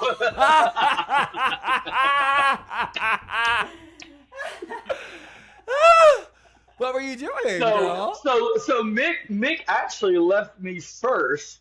Okay, that's the real tea. Yeah, so as a respectful woman, I took myself home. Yes, I believe. I know that's true. I believe it 100%. I You was love like, it baby, there. I love And it. then the next day, I heard from Nick actually what happened. Well, I'm glad you took her around town. We're gonna have to go out when we're there. I think it's September 12th is our first show. God. But Oh, we fierce. want to Okay. go out as well. We want to come to Round 2, baby. Get ready to run. We're talking about. We want to go to Lore. I'm calling my Underground, we agent. wanna go to Future. I'm calling my agent We've right actually now had a and few getting me rounds booked. since then, me and you. We've gone. We have, yeah. I'm glad you told me those dates. I'm calling my agent and getting me booked out of town, so I'm gone that weekend. What did you say? Sorry, it broke up for a sec. I said I'm glad to know those dates. I'm calling my agent and getting myself booked out of town while you're Oh, here. get yourself booked out of town. Girl, fuck you. Well, good luck with that booking you speak of. Girl, when I tell you that I'm taking, as you can see, I took the entire like month off. Girl, I was like, bitch, this drag after All Stars was so fucking much. I was like, Yeah. I love to like how you guys tour the way you do. I don't get it. It is It's awful. so it is exhausting. Like I work. I've been working nonstop for fucking 20 years. You know what I mean? But Yeah. the whole like Travel. however many cities and my phone is like sliding down the mirror. However many, it is crazy. I did like y'all do these tours that are like months long. I did like 12 cities in 15 days, and I was like, That's a lot. I That's need a a break, lot. girl. It was a No, lot, yeah. So I think We over wanna like be boys. 4 days in a row in drag, even when your house is a lot, I think that's like where I start being like, oh, I'm a little tired. And then when it's a different city, it's like a different beast. It's like you're like fly, land, drag, like stay up to the next plane, sleep on the plane, land, drag. It's like it's crazy. So yeah. and I'm it's one of a- these it's a people big- I can't sleep on a plane. So Oh, I wow. literally Wrong just profession. like Wrong profession. yes, I know. I'm literally just like awake and yeah, so I did like two. I told my agent I was like I'm gonna do this one gig in Atlanta and then I flew to Pittsburgh like the next day and I was like I just want like a little bit and fandom, this is not me complaining. I know Yeah. We're don't grateful. We can be complain. grateful We're and very, complain at the very same time. grateful. Yes, Yes. very, very grateful. But it was like also, yeah, oh my God, I need a break. So No, now I have a it's full a beard. physically taxing on us. So It you is, can be yeah, grateful so- and still tired. It's like Yes, Yeah. Yeah, but I love absolutely. it, but it's definitely a memento for the body. Well, Yes, is there it- anything that you want to tell the viewers specifically about like Atlanta drag and what separates it, what makes it different, I'm trying to explain to our viewers why I am the way I am is really what I want, but we're Viewers gonna do talk not to let her Brigitte blame. after you, so. Viewers do not let Atlanta, Violet blame Atlanta for all her bullshit. I knew you were gonna say that. I knew you were gonna say that. Do not let her blame us, because she was born with that mental illness, honey. Okay, fair enough. That's hilarious. No, I preach all the time. I love Atlanta, and I think Atlanta will forever be just such an iconic drag city forever. And I love that I've been able to play a part in the way the scene is right now. I think that there are definitely some people that shape a scene, and Yes. I definitely think I played a part in that. And You're a you know, big even now- scene shaper. Yes, you are. yeah, and it's been great because I think that the word legend or icon or whatever you want to call it, I think personally what legendary is when your imprint is felt for years or decades down the road. And I think that is truly what legendary is.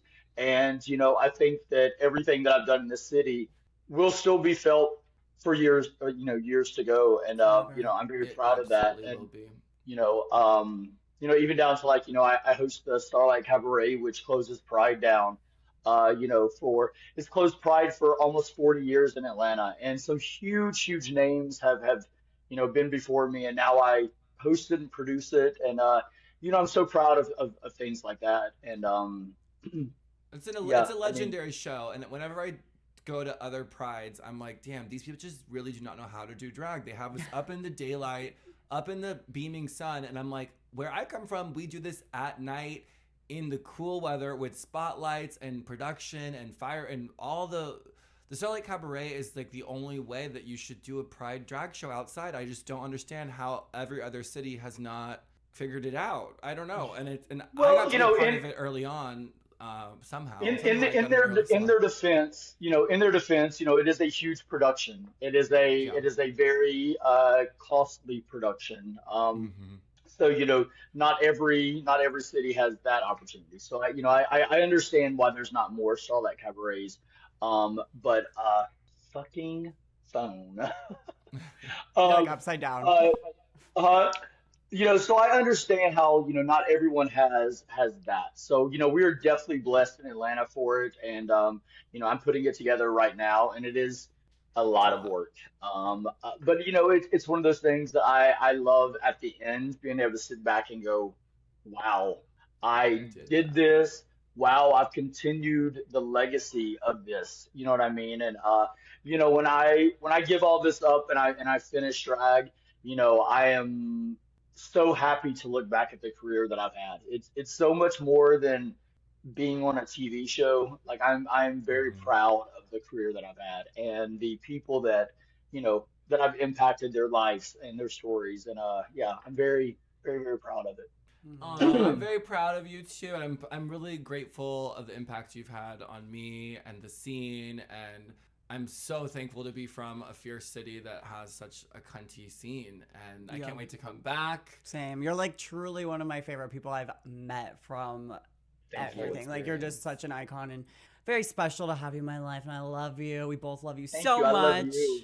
I love And you. I love so both of excited to you. party with you when we come back. Yeah, Yes. we're gonna have Right now fun. my We're gonna have fun. right now my party is on zero. I just got back from Market Days literally last night in Chicago, and I'm like, With Detox, I saw a picture of you in Oh yeah, Brooklyn you Heights. and Detox together, that's a game over. baby, Yes, game girl. over. The Those two. funny story. So the other night, let's see, Saturday night, it was me, Detox, Brooklyn Heights, Manila, like our whole crew. We like Mm-hmm. the line to get into this party is insane. Okay.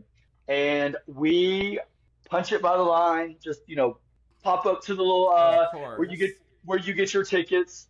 Yeah. Didn't they crack our face and we all had to go wait in that long ass line? No! Yeah, Damn. Not even there's a Detox photo. had pull? Bitch, Brooklyn Heights, none of it. We were all just No kind of one like had pull. nobody. They Damn. did not care. They said, "Ladies, To the to back. the back." We were literally because, like I said, we Goop. popped it just like past this like for blocks this line. So we just punched it back like peasants, just kind of walking by everybody, and Dust. then we walk back by them like this, like, "Oh my Yeah. god, Sorry about that, everyone. Sorry about that. sorry We had guys, a sorry, VIP sorry, ticket. We just didn't see the kidding." line. We didn't see the line. Oh my God. It was a very humbling experience. Sometimes you have to Those humble the moments happen queen. to everyone, bitch. I'm dead. That is Oh, it so happens funny. to us We all the we time. just we literally just stood in line and just laughed. We really did. We had You have to. it was such a fun night, but I mean it was a very Ah, funny I'm funny so moment. jealous I That wasn't sounds there. like so much fun. I want to go to Yeah, Market it's Days my. so I bad. love that crew of divas. That would have been so fucking Oh, jealous. we had a blast. I got to, that was probably the most. I mean, me and Brooklyn have known each other for a long time, but that was like the long hanging out that much. And then Sunday night, it was like me and Brooklyn, Detox, Sasha. Baby Sasha she is a fun gal, so that was a fun Okay. night. Yep. Oh, and Okay. Jimbo was out with us one night. Oh, that Hello. diva. She's everything too. Yeah, that's a fun squad. I'm jealous. Yeah, I wish we could be there, but we I need to party in know. Atlanta. We need to party in Atlanta. I, I want to take her to all the like Tokyo Valentino and BJ Roosters and Zion and all the messy stuff. Not You know I'll Tokyo be there. Valentino. Yes, girl. We're gonna Tokyo I feel like Valentino. we're going to lose Gottmik in Tokyo Valentino. Trust me, we will not see her Mick again. will love Tokyo Valentino. We're gonna take him there. But we are gonna talk to my drag sister Brigitte, this bitch right My up baby. next. So. Oh, I love it so much. This was so much fun. I love this. This was so much fun. It's Thank you for coming on the pod, babe. We really appreciate it. Absolutely. Absolutely. I love y'all both so much. A legend. I'm calling you an Atlanta drag legend. You are. You definitely are. 100%. Thank you. I've worked my ass off, so I appreciate it. You have. You definitely have. Well, we love you, and we'll talk to you soon, babe. I love both of you. Love you. Bye, guys. Phoenix. Bye. No Gorge. So, we are here with the one, the only, the bitch who will clean you out, my Kai sister, the #1 girl, local regional drag legend and icon, Brigitte motherfucking Bidet! Hello, divas and How Violet. Yeah. That's funny. See, that's what I always like about you. You had jokes. That's what got me this house. House? You just moved. We're both homeowners that have mortgages and do drag for a living. Plug that tea. Speak on it. Speak on it. Let's get into that, Gorge. Yeah. This built-in behind you looks gorgeous. Is this part of your new home? What part of town are you in, man? Thank you. Well, see, I was feeling the little thing that we were doing. This is actually a rental till I find the place I want to buy. But you get the idea. Yes, Brigitte and me, you bought a place in Little Five Points when we first met. And if you don't know Atlanta, Little Five Points is like the really cool part of town, and or it used to be at least. Yeah. But it has changed. Everything's changed. When I was there, everything was different.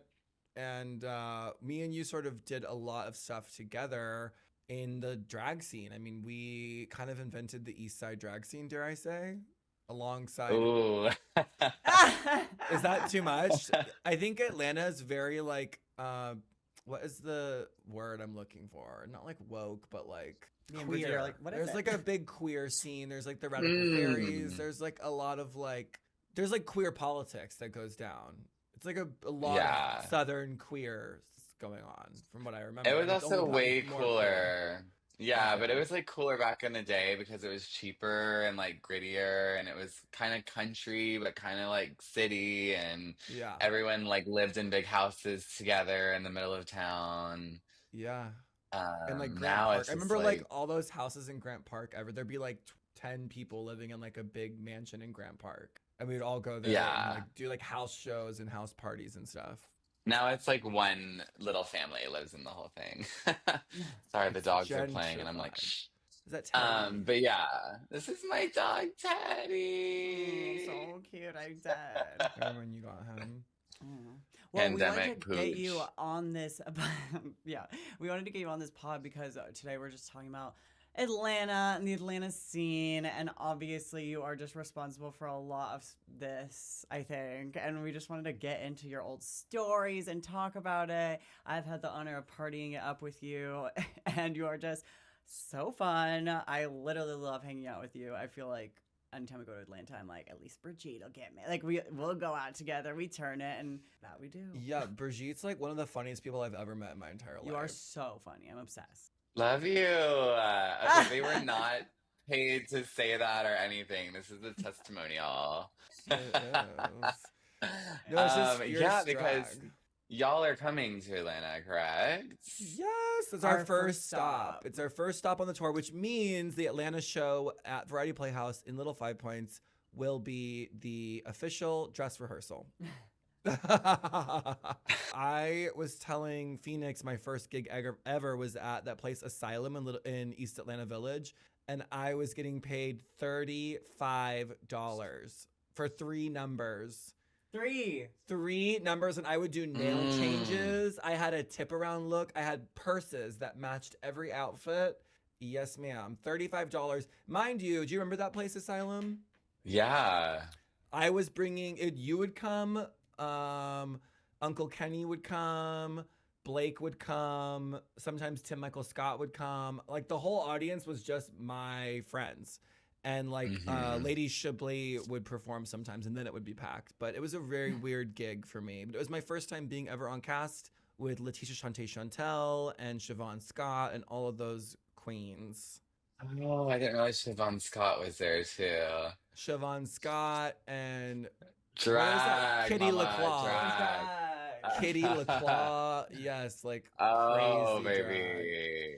Yeah, like I love it because even to this day we'll be watching like old pageant videos or something, like Shauna Brooks, and you'll see some of this, you'll see like Stasha Sanchez, Siobhan Scott competing in like 1999, and I'm like, wait, I how live for old that shit. is everybody? Or Nichelle Paris.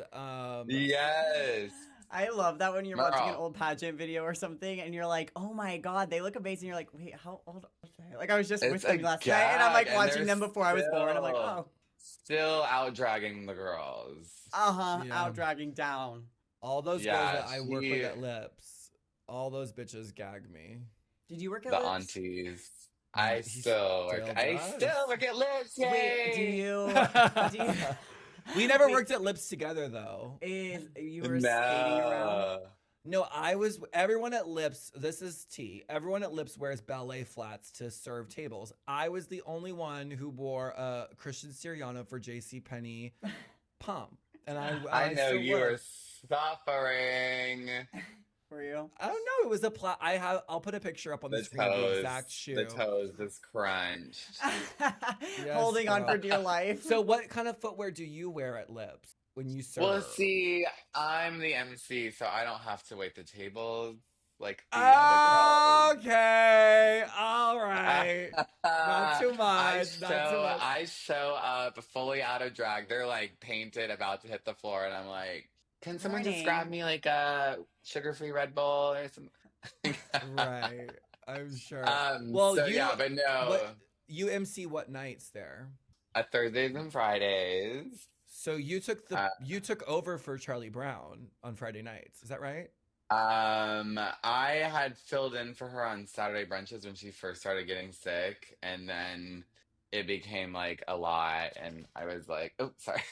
I was like, I don't want to work Saturdays because it's like the whole day is gone and I'm a diva and blah, blah. But yes, I stepped in for the iconic Charlie Brown. That is my girl. That's somebody who I'm like trying to be on that kind of level, because God, especially when she passed and there were all those like clips of her memorial service and like the shit she was saying on like Sally Jesse Raphael in 1993.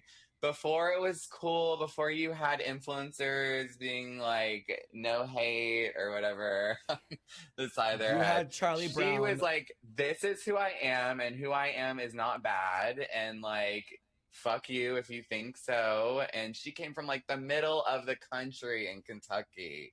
Well, the like, reason that her or something name like is Mr. Charlie Brown is because in Kentucky there was a law that you couldn't have a female name and do female impersonation, and so that's why her name is Mr. Mix. It's like MX Charlie Brown, but not the mix. Come on. Well, but they say Mr. Charlie Brown. But no, anyways, it is for sure.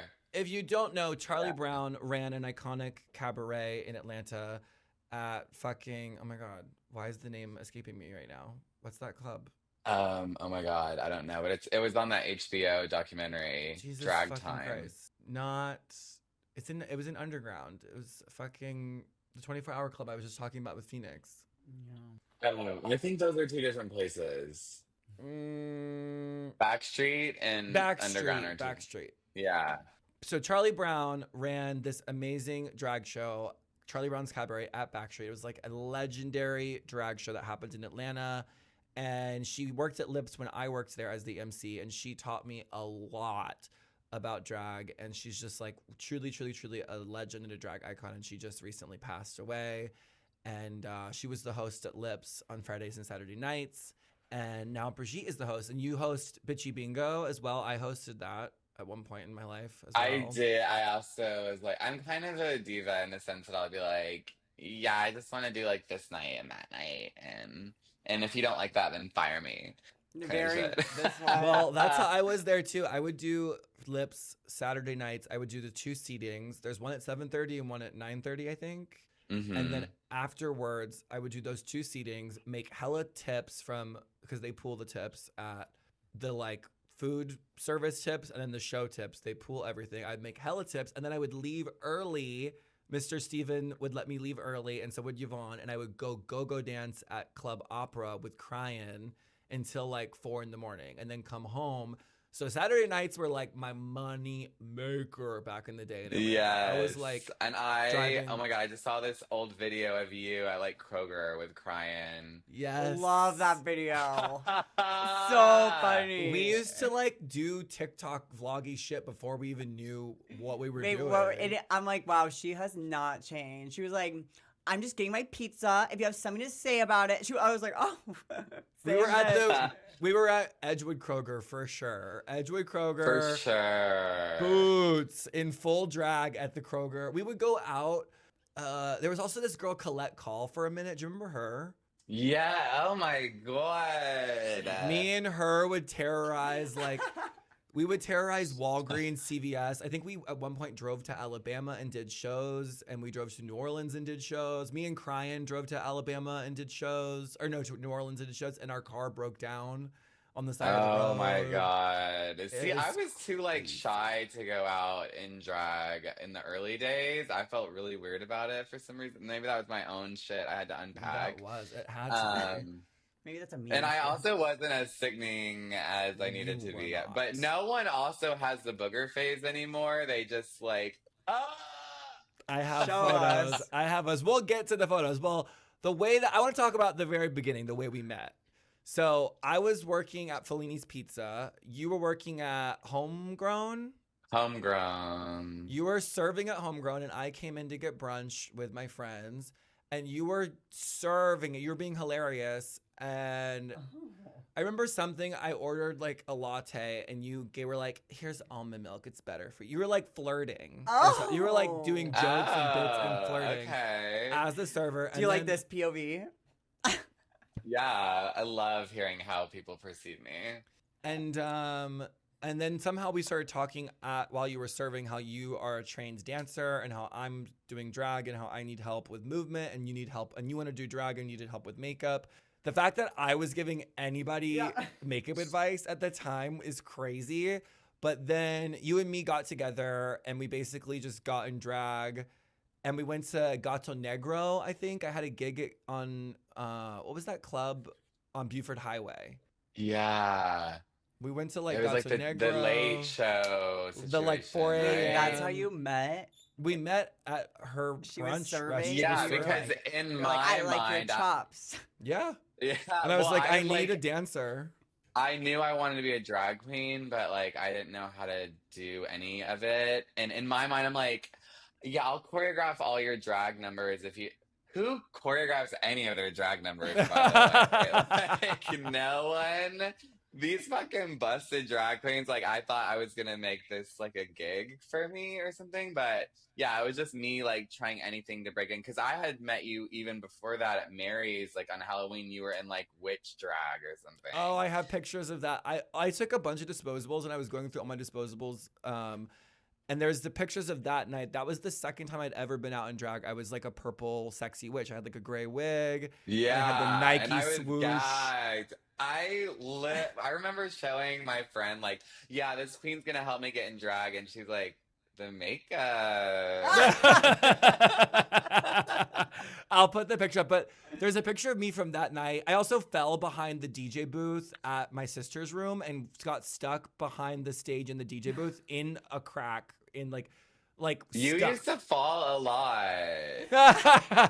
Yeah, I would get especially so when those like wasted. inverted heel shoes were a thing. The Jeffrey Campbell's, the knockoff Jeffrey Campbell's, which we would hit up City Trends. There used to be, I called it the one-stop tranny shop. There was a Value Village, a beauty supply store, a City Trends. I think, what's that one store with all the cheap jewelry? Not Forever 21.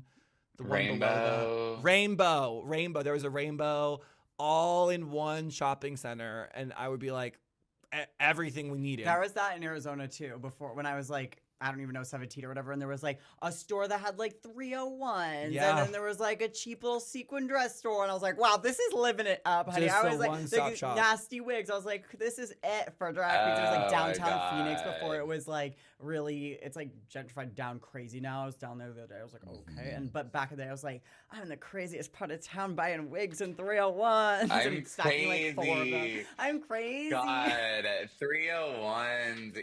Baby, I would stock like 4 pairs of 301s and just have them like hanging down. I would use like Just Duo. the saddest Just- little like. Is Oh that my God! you or And then Brigitte? in these early days, oh my, Do- it's blinked out for a reason. Yeah. Oh, that's the back. That's the back. No, what we used to do is we would like to start our relationship off. We would like get together and just try to do each other's or I would try to do your makeup as if I was a makeup artist, and then we would just go out and get drunk. Basically, is what we were doing. And these photographs are from one of those nights. And this is in your apartment in Little 5 Points. There's a fucking bottle of wine on the railing. You have a cigarette. You have a cigarette in your hand. You're wearing one of my hats from. Look at the highlight on your chin. You did that makeup? Did Yes. I dip my? You did I look dip like my chin Violet. into the- It's just clown white. This is from the same night. It looks like She's your makeup. I see it. I painted. see She's it. Well, that's painted. the thing. But Back you then, it was definitely like did my you had to. eyes. You definitely did Yeah. my makeup there. I definitely did that on you. Honestly, I would get these framed, like this one. But I could always do I the would- lips. I was like, I can do my own lips because I wanted to share needle lips. Oh my God. This is when Sharon Needles. We entered you in the Sharon Needles lookalike contest, and you won. You won? But this was not that night. We was had not gotten the same latex. night. We had gotten latex from I don't know his name Wait, now. the fact that there was Davey. a Shady Needles lookalike Davey. contest. Sharon would have a Sharon That- Needles lookalike that contest. She'd come out of a Nicole- coffin. Nicole show was she the had one. MC too that night, and she was literally in like a Nicole. fucking Party City like Grim Reaper robe, thinking she did something. Yes, bitch. We all were amped up. Sharon was like a big deal to us, and we were so stoked to go to the Sharon Needles show at Big Jungle. deal. And we all got dressed up in drag, and we entered Brigitte as Sharon Needles, and you won. Dax did my hair, and you did my makeup. Yes. And then so me and you got together, and we were doing this shit. And then we were like, okay, there's like Midtown pageant drag, which is like Phoenix and Nicole, but there wasn't really like an alternative drag scene in Atlanta until we saw Dax. And Dax was really the only person who was doing drag on the east side of town, who was doing anything outside of like the clubs, like MJQ. Yeah, Drunken Unicorn, those, or even East Atlanta Village. Like he was the Queer only space one. it, yeah, like Yeah. flirt with rock stars, like hetero flexible crowds. Oh, flexible spheres. I've never heard that. Yeah, It and was DJ good, like Silk Wolf. we'd be like, yeah, everyone was All like, that. you didn't know who was gay, who was straight, and like the drag was like really welcome in like the music scene and like the cool like East Atlanta Village, like smoking cigarettes. And why do I keep going back to cigarettes? Because of that picture. I'm like, Because of this picture. That sounds like my dream. I need a cigarette. the like rockers, the like 529 and Flatiron. all and, Flatiron. And what was that other place? The Graveyard place? Yeah, Wait, so or is Union. Dax your drag mom too? Well, we were like Yeah. at this event. They used to do this big like charity festival called like Mondo Homo Mondo or something Homo. like that. Yeah. And we like recruited her basically. We're like, well, will you be Yeah. our drag mom? And she was like, will you do everything I say? And we were like, Yeah. yeah. And she like basically taught us like how to scam our way into parties, how to like professional get party photograph- girl. professional party girl, like get free drugs, free drinks, how to take photos. Like it was like Club Kid Party Monster shit. And she'd be like, no, but you have to do your lips like this. Like she taught me like putting black eyeliner on the edges and like how to back comb a wig and like just like the basics of like nightlifery. We'd like go to her apartment and we would like all tease our wigs together. And then, Yeah, I mean, she could do anything. She's so talented. Like, and then we would go to Jungle for like their theme nights. Like they would have like we went, you went as Poison Ivy, I went as Cruella, she went as Storm for like comic book night or some shit. We would like go to these like theme parties in drag for fun.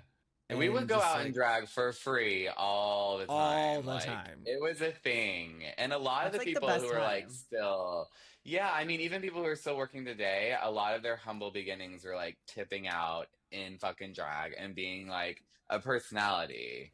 Like, that's what I miss is like the vibe of it all. Oh my God. Who's in the middle? Phoenix as Marilyn Manson. I am Okay, but why am I giving? Screaming.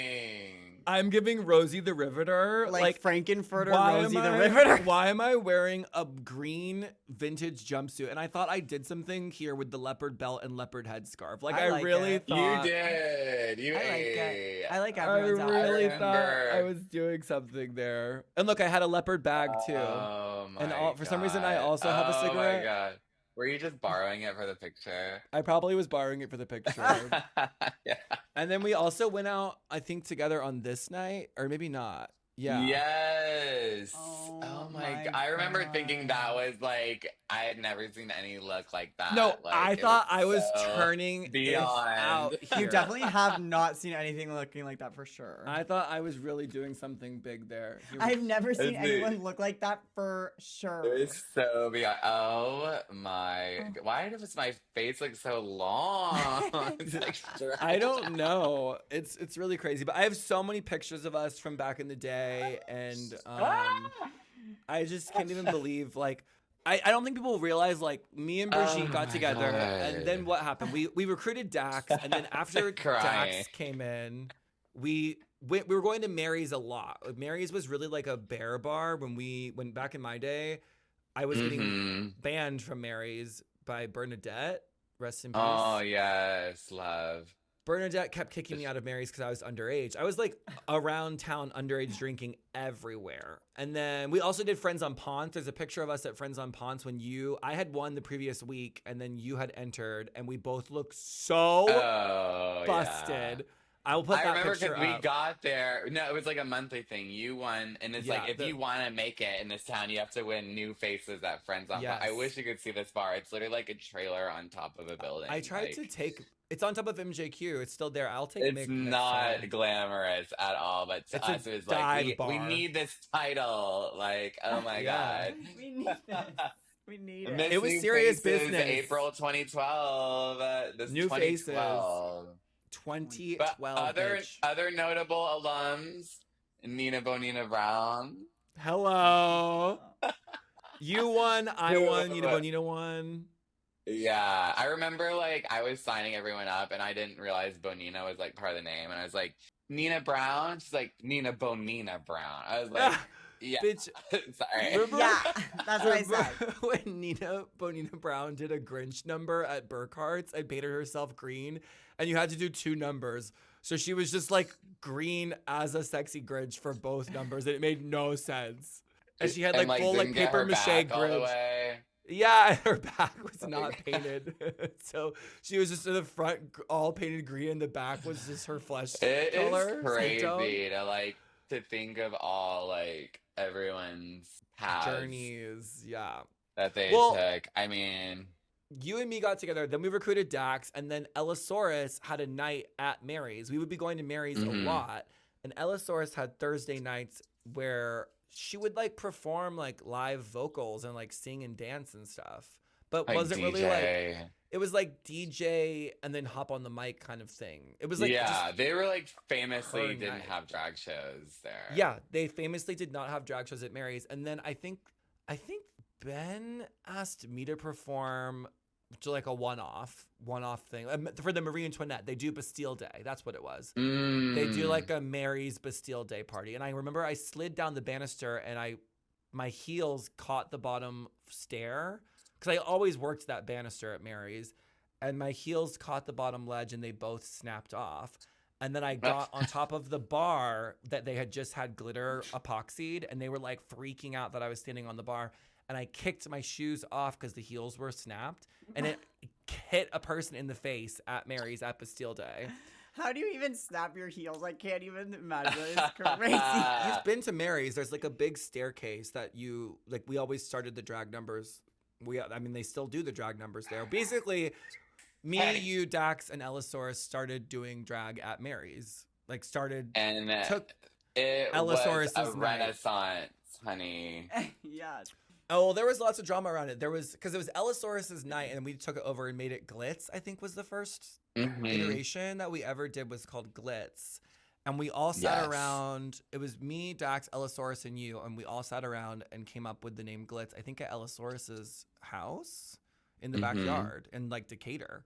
And from there, we did Girlfriends with Livonia and fucking Modeste got involved as well. Then we had Zeta come into the picture at one point. Prima Alexandra, I don't know where she's at these days. A lot of shit went down, and there were no drag kings back then. And now I go visit. There was literally just us, and we like started that night with it was Ellisaurus's night, and we were like, we're gonna have this be a drag show now. And there was no cover at Mary's at the time, and that was like famously no cover. And since I've been back to Atlanta, I feel like it's evolved so much just at Mary's alone. Oh my God, just that, like that in itself could be a whole like anthology when you think about like the different like waves of people who are like in control of the space. But I gotta say it's because of like those things that we established there that created like this whole generation of new performers that don't even realize that we probably were like the original architects of any of that. Nor do they even maybe care. They definitely don't care. But Mary's was like Mary's was like a bear bar, and now it's like the queer bar. Very queer, and but also just like the whole gay scene, not just in Atlanta but in general, has shifted so much. Like it's so much more queer, and it's just like it's so queer. It's insane. When it's I go so there, I'm queer. Like, wow, I'm seeing like the craziest, like every type of drag on any spectrum you could ever imagine, like in this like crazy bar, and then I'll just go to the next bar and it's like the same thing, just like every type of queen, every type of drag, every type of king. Like I'm like, whoa, it is the best blend of drag like I think I've ever been to in a city. Like I think it's just like it's just like amazing. I'm obsessed with it. It's one of my favorites. Yeah, I'm always so skeptical about that because people are like, I swear, this insert city has the best drag in hands, you know, but I'm like, wait, Atlanta is like such a vibe. And none of us are like, it's either you're really famous or you're just kind of like, we're not on the same internet presence like the Chicago girlies, New York. But it's like what we have here is like really solid. I think so too. And I also think we were talking about it with like Phoenix and fucking Nicole, is that also just like the way Atlanta drag is, like how like professional it is, and just like this southern, like this is how you do drag up front, get it done, professional. We're partying after the show, like right now we're working, like that vibe is just like really does set it apart from everything too. On top of being just like the most amazing queer melting pot of drag ever. It's just like a very special major place. Also, the way I used to think about Nicole and Phoenix in my head is so funny because like starting out, you know, you're such a go-getter and you think you're like the God's gift to drag. So it's like, I could do that, or I'm funnier than that. Of course. I can dance better than her, you know? And then it's like you get to know them and you're like, wait, bitch, you're so sickening and you're still out here doing your thing, and you like, your drag is always so right. And even Nicole, it's like, yeah, they can read her like aesthetics or whatever, but like she always looks right. She is womana down. Yes, and she's been consistent like this her whole fucking career. Like that's and they could have so easily just been like, fuck drag or fuck the fame of it all, you know. But like they truly do love the art form and believe in it, and have kept the scene alive. And then to have this like full circle all stars moment has been really cool to watch. I mean, what is it like locally there now? I guess like you work a lot. You work at Lips, you're working at Lore now, my sister's room, Mary's, I've seen Church. What else? Eagle. Where else is there? The Eagle. Pisces. Everything's like, bitch, shit has just shifted so much since when I was there. It's like so different. I don't even know what's the tea anymore. I'm like so wondering when I go back. Like, it's so different, but it's also like the same. But it's funny because we have this thing called the ATL Drag Guide, But one week they post, I think there was like 50 shows in 1 week. And I was like, if you're That's not booked, crazy. then something is Where is this seriously wrong guide? with you. Where is this guide at? Oh, like City Winery is another one. That's where me and Nicole worked for the first time together. Oh, yeah. Oh, with you two, you were in the show. Me, you, and Nicole. What a fun show that was. Where is this Atlanta drag guide? Okay, so it's on Instagram and TikTok. ATL Drag Guide, and they post every week. I want to know that. That's so cute. Well, they'll definitely be posting y'all's event when you come. Please. Yo, do you actually want to open up for our show? Like, actually? Absolutely, yeah. like, Oh my God, do I have to show? wear like a wrestling outfit? You could be like a ring girl or something. Yeah, you could do if you would like to incorporate I'm like into the a theme. ringleader. I call the shot. And you have a gun. That is funny. Hello. We got Georgia. No, we used to do some crazy numbers. I remember one time I did Marilyn Monroe, and you were JFK when I did Drag Me, and you like choreographed it for me. Stop. Yes. That is everything. And I did it to Government I had a Hooker. mascot. Yeah. And then you did Still one number love where that you song. were What does choreograph mean to you guys? like back movement direction, basically. Blocking. then? You guys were like 5, 6. Yeah, blocking We were the number. I think there was maybe one left. Oh. Well, we also did like when I ripped off Crazy Horse, I had you and Ellisaurus do like the leg choreography behind me, and I got you guys like little outfits from like Dee Dee's Discounts or something. Legit, like CD Sissy Crosschester. CD Sissy Crosschester, and I was like, you guys have to wear the same hair. And you and Ellisaurus were literally doing like I knocked off Crazy Horse like the full like with the legography. and it would be like splits and this and open and close, and that was you two. And I had a whip. We did a couple like little fun things babies like that. Baby drags. Like 20. Well, you were even baby, but I was like at my big age. Looking back, I'm like, Now I work in nightlife and everyone's like 21. I'm like. Yeah, what's that like? Skibbity. Skibbity. Dress to impress. Roblox. Not dress to impress for sure. That is so funny. Stop. Do you have like drag daughters and stuff? I see you running around with like the newer guard of drag in Atlanta. Yeah, well, no, it's funny because like I'm like auntie. A lot of them say mother, but I'm like big sister. That's so But funny. it's like, no, legit. I am 37, which is crazy because I look so good. Yeah. That's why I have bangs now. Anyway, I know that's but why I've leaned into it because it's like I've really gotten into like the stand up of it all. Yeah, you're I such did a like good my MC. first ever. I did a one-woman show. I sold out City Winery. It was just me for an hour. And Lena Lust performed in the middle, which was iconic. Love because Lena Lust. She's so fucking. Somebody else who like used to have to wear like men's articles of clothing underneath the drag, or they'd get like arrested or something. It's crazy. I love Her like, stories those are stories are insane. fucking crazy. Yeah, she started drag in 1973. It's wild. Wow. So if you don't think you're where you're at in your career yet, just know that when I was born, she was already 15 years into the game. And she's like an icon. She performs. She was there when I was working at Blake's briefly. I think she was on cast with me. She's like I drag still work with her pillar. at Blake's. Yeah. Yes. Still. That little And dressing she's room. Did they got it change all that dressing together. room? Well, the upstairs like burnt down and they've been renovating. So me and her actually get ready in the kitchen together. Okay, slay. Classic. That's fierce.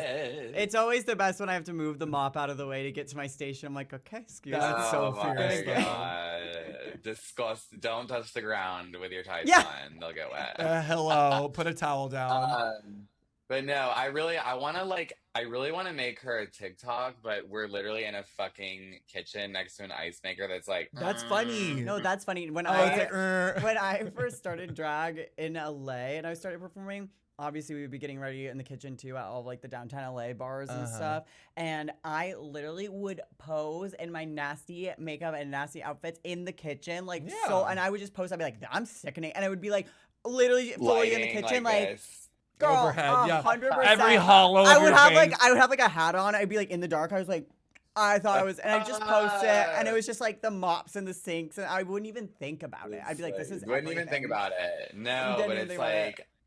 like I want her to have it because when just the shit she tells me, like just what's the smoothie you drink in the morning? You know what I mean? Like anything from that to like the craziest drugs. She has an inversion table. She does like 100 crunches upside down every morning. Really? Oh my God, you have to make her TikTok. She needs like a documentary. She needs to make it from the kitchen. You hear out there, documentary makers, we have a drag legend that needs her story told. Well, I'm all about like honoring the icons as they're with us and not being like tagging them in a stupid post, God forbid, when something happened. You know what I mean? Yeah. That was another thing about Charlie. Like she was working up until the very end. The very end. Still so funny. Could like just read. Oh my God, it was insane. Her wit was like razor sharp. Like her on the microphone, she would walk around that Lips dining room table reading these bachelorette bitches. Hilarious. Her fucking numbers were hilarious. Like it was just like being in, I was like starstruck. Like I would be waiting tables and she'd be doing her stand-up hosting bit and I'm like, this bitch is on fire tonight. She's like an icon, a legend, and it's so cool to get to, it was cool to get to be there and work with her, but to experience. And it's just so aging is a bitch. Aging is a bitch. I know we're out here partying and being cute, but at some point you gotta be like, drink that water, girl. Trust me. Literally. Like they had nothing to lose back in the day. Like those dressing rooms, they like full bottle of booze, bags of cigarette smoke. You know, like in on the it's planes. just wild to think about, you know, and that's where we all come from. It's like that whole legacy of this really rich, crazy underground art form. Like that's where I love being a local girl. Ew. But I'm like, I am upholding like a really strong legacy here. And I do see bigger things for myself. I've done big things. I have a great career, but it's like because I don't have one specific thing on my resume in the drag world that affects like what I'm allowed to charge or this or that. But still just really grateful that I'm like a fucking drag queen. Like that's a guy. Yeah, I mean, you're a full-time drag queen, right? Like you don't have some other gig. And thriving, not surviving. Hello, let it be known. Number one girl. Owning property, bitch. Yeah. Property owner. Yeah. Thank you very much. Well, I want to say, I know that you've auditioned for Drag Race before. I always think that you would be like incredible at the show because you're so funny. Thank you. But you stopped auditioning. Yeah, I guess well, let's the go thing is with that. The casting directors cast that show based on what they think would make good television and how they perceive drag.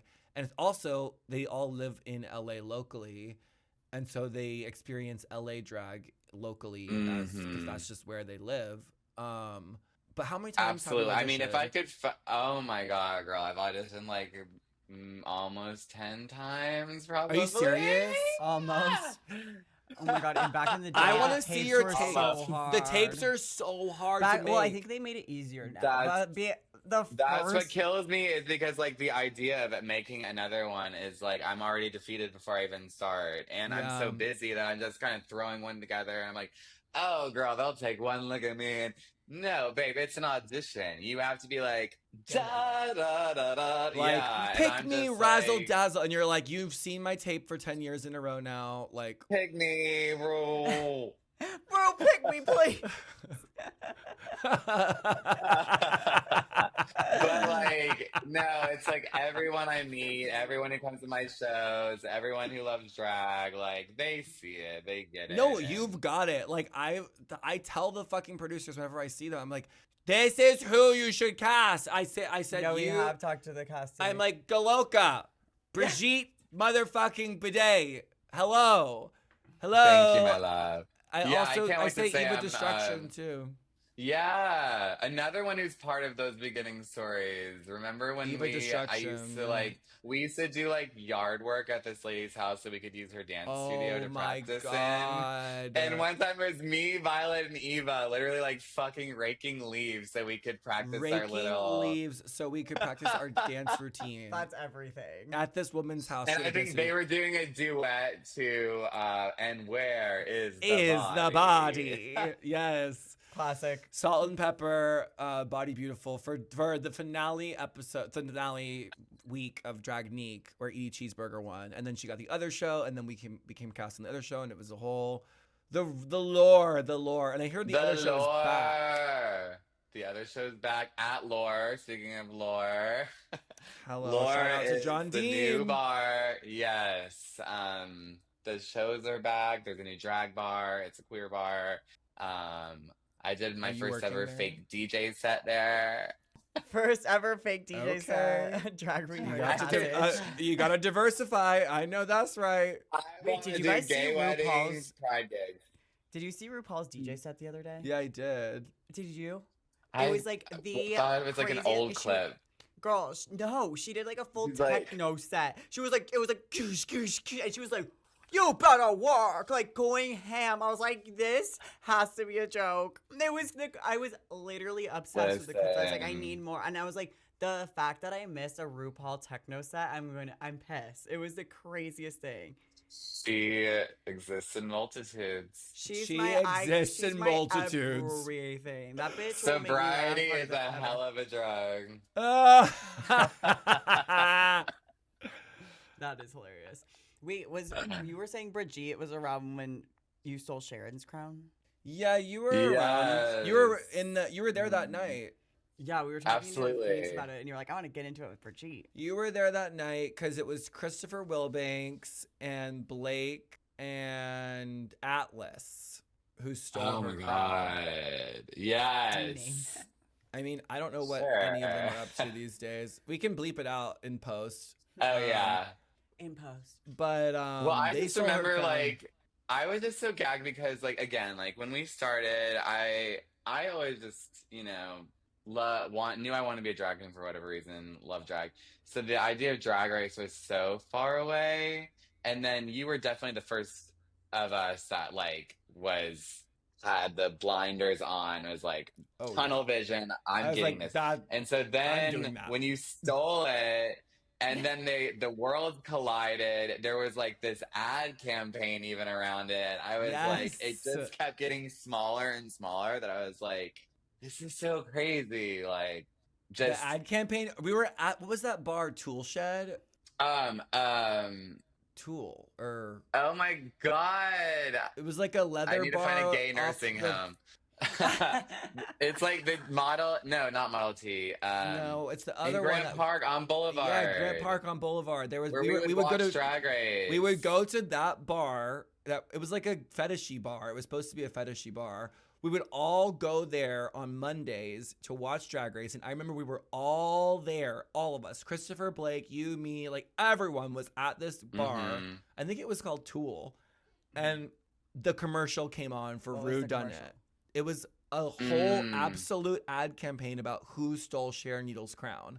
Wait, so at the time, you or somebody stole it, and and then it like Sharon posted about it or something. And Sharon it blew up so basically crazy that they put money into it. Sharon was basically Sharon told David at PEG about the crown.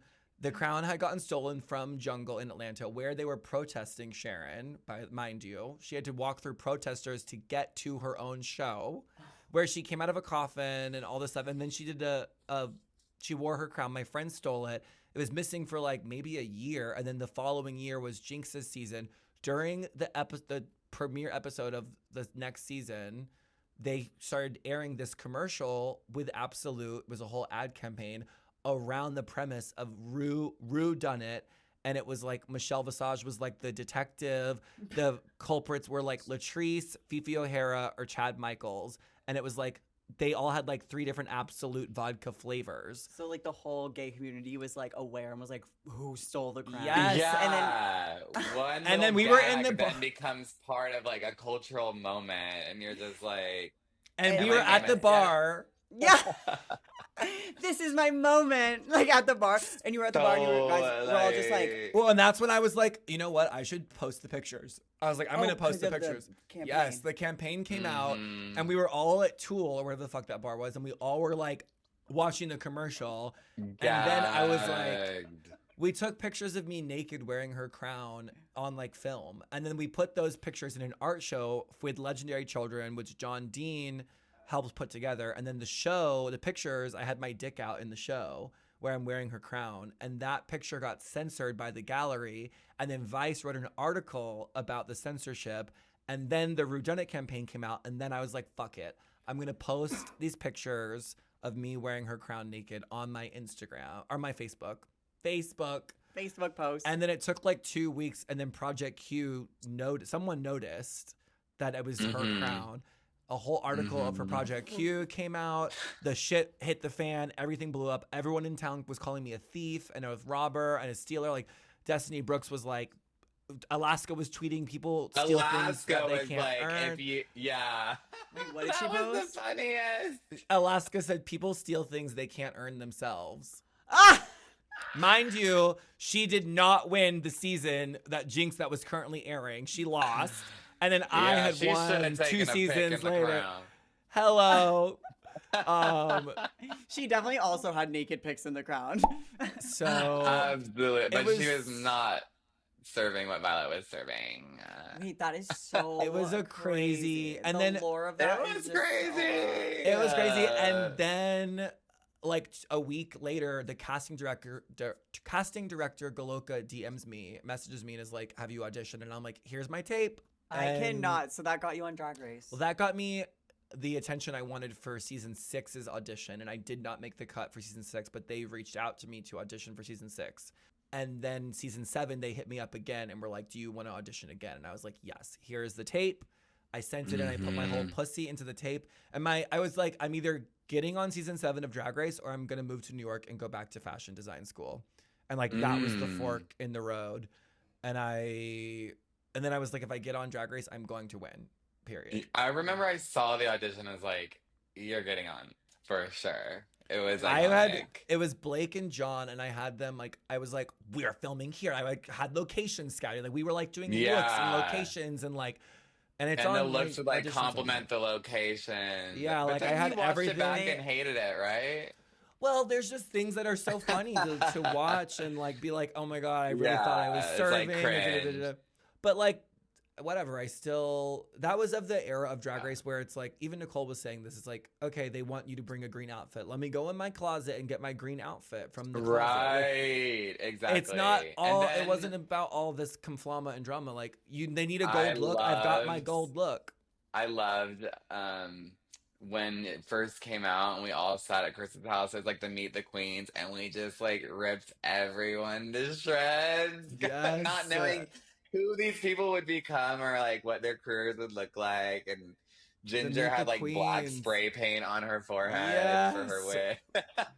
I can't even believe that. And I remember I like followed the rules. Like I didn't tell anyone when I was leaving. And I remember when I did leave, everyone like kind of talked shit about me. Like a lot of people that I was on cast with, not talk shit, but it's like, I remember I followed the rules. I was like, I really didn't tell anyone. I told Genre Monster, who was my other drag mother who made my looks. And I told like one other person. And then I actually like just told everyone that I was going to Ecuador. And I left, and everyone obviously knew. Like, oh, of course. Everyone knew. Even but then when Brian I left, was like, I was like, is she really in Ecuador? And she's like, yes. And it's like, but like for how long? Or something like, it was some kind of like another leading question. She's like, just know that she has everything she needs for Ecuador. I was like, okay. Mind you, I did not like, have everything I needed for sickening. Ecuador. That's what she was saying. My package like, was not sickening. I literally spent $3,000, and like me and Jean-Mo were just like sewing $1 fabric together. Like that tartan reveal was $1 a yard tartan stretch jersey, and we just like were surging it together in her basement like the 2 weeks before I left. And I think that's just like still how it is. My original season was a COVID season, and gnarly, like just spray painting shit in the alleys and using like googly eyes as like texture because I had no materials, and I was like, oh my god, this is a mess. Like no designers had fabric stores open, so I was like hunting for fabrics at like anything open and like shipping it around I was like, this is insane. It was a gnarly time. That's drag. That's drag, baby. Brigitte, how would you describe your drag style? Like, who is Brigitte Bidet? And where did you get your name? And tell us, like, give us, like, an introduction. We never really did an intro. Oh, my God. PTSD from audition tapes. Literally. And I am you could describe your blah, drag blah, and queen of blah, blah, blah, blah, blah. Yes, exactly. Give us that. Give it to us. No, basically, what it has evolved into is just, like, human disco ball showgirl vibes, like every rhinestone, the mirrors, like as sparkly as possible. Because I feel like that does all the heavy lifting, and that's what elevates me from like just looking like a normal woman to being like the drag. Because you're so passable. You think you're serving fish. All of that, it's basically like make me as sparkly and gorge as possible so that I can then grab a microphone and say and do whatever I want. Like it's all like the armor for the MC and the jokes. That's like really what I want to be. I want my Netflix special. That's what I keep saying. Hell yeah. So is that what your solo show mostly was at City Winery? Like it was a lot of stand up, and then you would do like musical bits. Like I saw one number you do at Lips where there's like squeaking shoe sounds in the mix. And it's like so funny. Like I just saw clips of it and I'm like, this bitch is so fucking funny. And then there's like sirens. There's like what's that sound effect that's like there's like a fart noise, and then it's first of all, it's Stronger by Britney Spears, and right before the epic dance break, sometimes I'll even like pull a chair on stage, and then it goes into like the shoe squeaking sound effect, where like you watch this like Ariana video, but it's no music, it's just squeaky shoes. And then there's a fart noise, and I'm like, and then it goes into Kill Bill like. Yes, that's my favorite. Classic. Can you do that to open our show? No shit. Absolutely. Wait. Would you take requests? We can cut it out. We'll bleep it. We'll bleep it. We'll bleep it. But no, the show was a lot of like storytelling, like monologues, stand up, a big burlesque number. I saw that. This is gorgeous. Thank you. And I also did a fake bit about like drag bingo. Where like I can relate to that. You know how many fucking like I did the bitchy bingo at Lips, and I honestly I think that's like my personal hell. Oh, 69. Anybody got 69? I had any lesbians in the house tonight? Why is drag queen bingo a thing? Like, I have no clue. Like when did that start? Like why is that the drag game of life? Like, I don't know. Why is it not like drag queen heads up? I would love drag queen heads up. I love that. Well, I did this gig. It was literally every Sunday from 1 to 3 p.m. in the middle of the day in public at this like food hall. The budget was cute. That's why I did it for as long as I did, and they were nice. But I ended up going on TikTok live because it was so boring, and so I would just be on live like, this is hilarious, N42. Like shit like that. And You're then I so was at good at hosting and DragCon. Thank you. I was at DragCon, and several people were like, "Drag bingo." No. That's not my legacy. That is so funny. Stop. I'm dead. That's your drag. No, some of your TikToks are fucking hilarious. So like actually some people send them to me and I'm like, I know her. That's like my sister. That is so funny. Oh, yeah. I've got to send your shit too. You go ham on TikTok. People send me your little TikToks. I'm so inconsistent. If I just would post more, but yeah, even like SZA reposted one. That was a gag. Love that. I was like, I made SZA laugh. So yeah, literally. No, you've got it in you. Yeah, for no, sure. you're everything. I remember the first time I saw you perform. I think I was like without you for some reason. I remember being like, this bitch is hilarious. And she's like upside down, like on the wall. Like I was like, she's going ham. Like I didn't know you were in. I was like, yeah, she's a dancer. And I was like, I did not like funny, like going. You have like a degree in dance. Yeah, unfortunately. Wow. Like a lot good that did me. No, I love saying that on the mic. I'll be like, yeah, because I went to art school, and everyone's like, woo, and then I'm like, that's why I have this job now. And then they're like, oh, degree in sad. dance. Oh, I got sad again. No, I got sad. No, but I love you. When I first met you, I was like, you're so fun, and you're like, you're so fun. No, we had a time. You're fun. My world's colliding. Yeah, that's so cute. Yeah, So I love that interesting. too. I'm just so happy for you, Violet, and it's been really amazing to watch you just do your fucking thing. And I'm just like, let's keep going and let's see where we are, 10 more years from now. Like, maybe we can go back to Blake's and recreate this photo. I want to recreate that look. We should on the opening night. I'll photograph. Maybe we can recreate these. These are my Steve Madden fucking pumps. bare legs. Oh my god. Violet's foot still like that. I live. Oh my! She's always had the feet. I was The like, Christian Louboutin sketch. "Are you a dancer?" Like your feet were always like that. I had potential to be a dancer. I mean, you basically are. Yeah, I mean, doing the Crazy Horse was definitely like, I was like, these are like dancers. Right. Oh yeah, God. When are you doing that again? There's talks, but it's the French. It's so much. God bless them. It's just so much. God bless the French. When you do it again, I have to go next time. I was like, I should have gone the first time. Have you ever been to the show in general? You would love it. No, I know. I would gag. It's major. I suggest taking a little bit of mushrooms.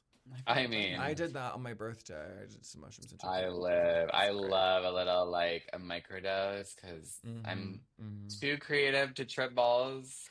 Yep. I don't think I'm a woman. That's my issue. Well, let's get her another episode. Yeah.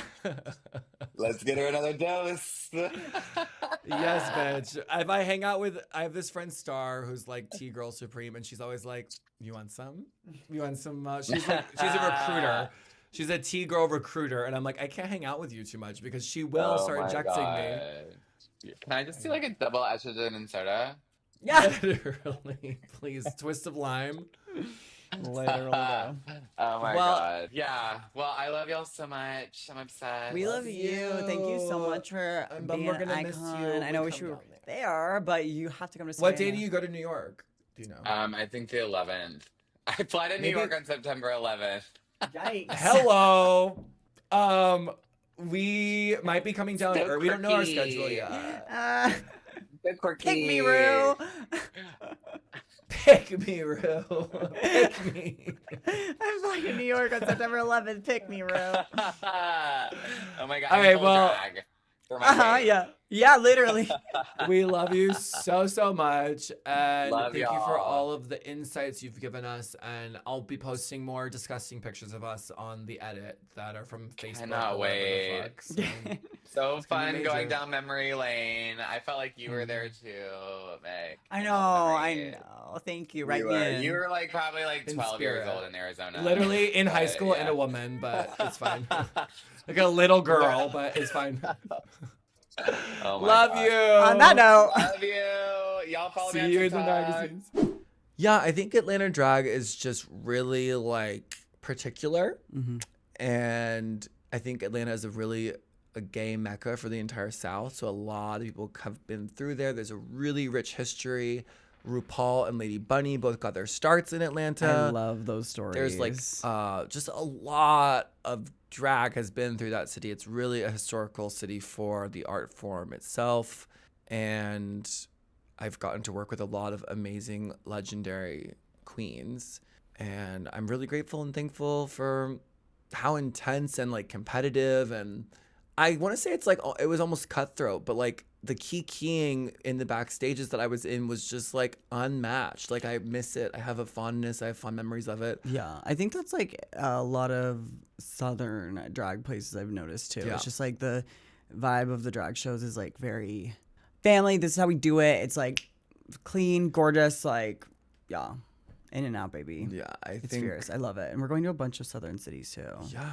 The South, they know how to do drag, honey. Yeah. We're going to, starting in Atlanta, we're going to Charleston, Durham, Savannah. Savannah's going to be fun. Savannah's very There's going to be so fun. much. So if you are in any of those southern cities. We're going to New Orleans. We're going to like a lot of places. You've never been to New Orleans. I'm so excited to take Never you there. been. We're spending a good chunk of time in New Orleans.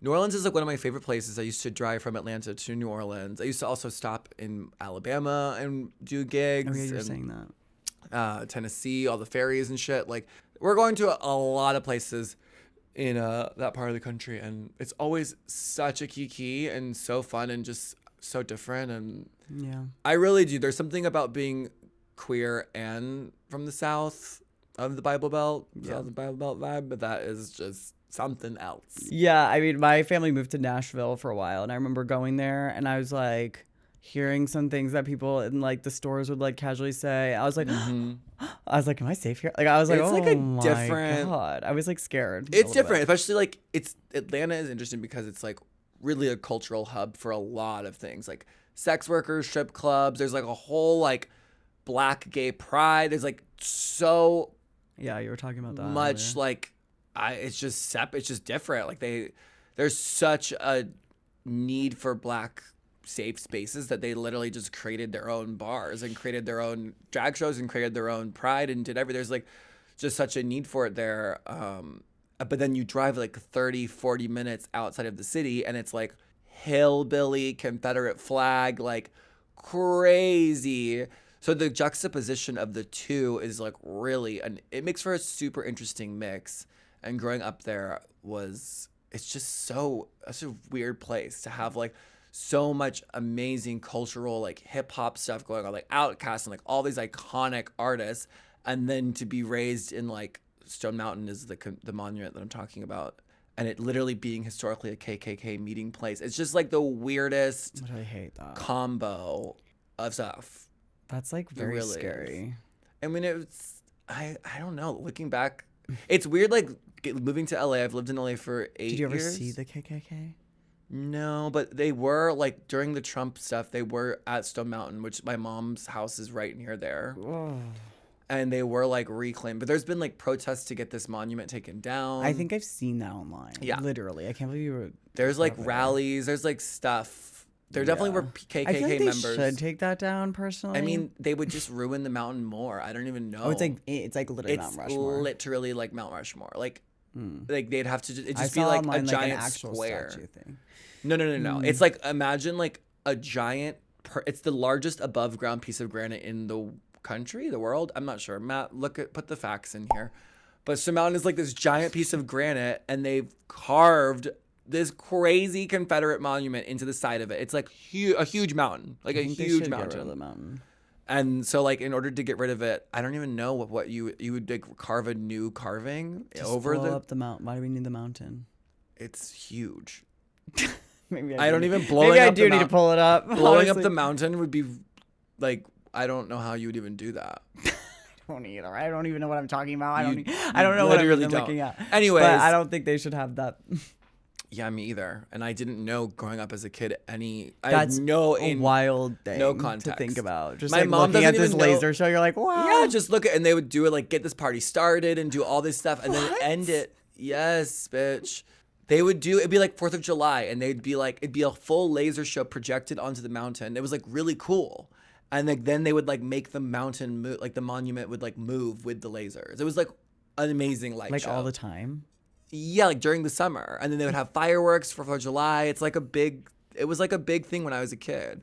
And I had no clue. My mom is an immigrant. She has no fucking clue about the Civil War.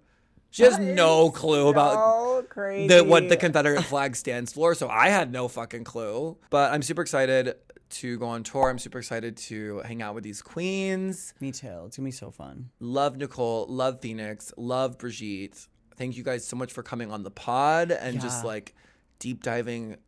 Yeah, it's so much fun talking to everyone. That was so cute. I can't wait to go. And I'm so glad we got to dive into your history a little bit. I know. And then we got some pictures. I mean, there's like It's just crazy how much drag I've done. And every time I've gotten in drag, there's definitely been a million photos taken of me. Like, I bet there's so many pictures out there of looks that I don't even remember. And oh my God, beyond. Just so literally, much. I'll even be on Pinterest and I'll be like, this photo of Violet? And I'll be like, I know. And I'll be like, oh my God, this dress. And you'll be like, yeah. Remember that one time I sent you this performance dress? It was so cool. And you're like, oh yeah, that was so long. I'm like, it was a gorge gown. I'm like, never have seen that. Been through your closet. I'm going through my archive tonight. Not my archive, my attic. I'm going through my entire attic tonight, and I'm going to be doing an eBay sale. Speaking of clothes, everyone's triggered. Everyone's like, clothes, no! I'm trying to get rid of some of this shit. I've been doing drag for so fucking long, and I am really trying to like. I'm also selling a dining room set. Okay. On Marketplace, if anybody wants my dining room set. Oh, I almost got scammed. I didn't even tell you. Next week, I'll tell you about the dining room scam. Okay. Because I listed this dining table, my beloved dining table, on Marketplace, and I almost got bitch. But that's a story for another episode. Like someone was stealing your dining set? Yes. Or worse. And now I'm on the flip side of the Marketplace thing. I get why people are like, nope, meet me in the parking lot in the middle of the day, and I don't take Zelle. Wait to hear. So next week, tune in to hear about, and hopefully I've sold the table by then. We're on the edge of our seats. eBay sale. I'm thinking about posting the dining room table on my Instagram. There's page. like probably like 5 months of episodes where we're pumping your eBay sale. It never ends. I just like, the thing is, we did it today. Shopping just fills the void. I know. I have a shopping addiction, and I'm trying to get it under control. So I'm trying to purge the things that don't serve me anymore and that don't spark joy. And there's a lot of That's the stuff. thing, it all sparks joy in your little brain. Well, no, a lot of this stuff is just old, and I don't need it anymore. I've already worn it. I've been photographed in it, and it can go to its new home. Or you got the t-shirt. You got the t-shirt. So eBay sale, get into it. I've done drag forever. I love Atlanta. Thank you, Nicole. Thank you, Phoenix. Thank you, Brigitte Bidet. Yeah, we love you guys so much. I hope you guys loved that episode. I would love to do like even a couple, and maybe even like one more of these in a city or something where they hook up with some queens where we're going. Chicago has a really fierce drag scene. We're going to Chicago. So we fun. know they love us there. So I love them. But yeah, so but yeah, thank you guys so much for watching. If you have not already, make sure you get your tickets for the Knockout Tour. It's gonna be so amazing. We're having such a good time getting it all together. We're just working on it. Stuff is finally getting fun, I think. Yeah, I'm like the costumes are gonna be the sketches crazy. of the outfit. I'm like, this is some of the most fun shit I've ever worn. I feel it's like so exciting. No, I think it's gonna be well, we're finally getting to the fun, making the outfits part. Yeah, it's gonna be everything. So get your tickets now. We're so excited. It's gonna be iconic. We love you so much. Yep, love you guys. See you in the magazines. Bye, Gorge. Bye, Gorge. No Gorge.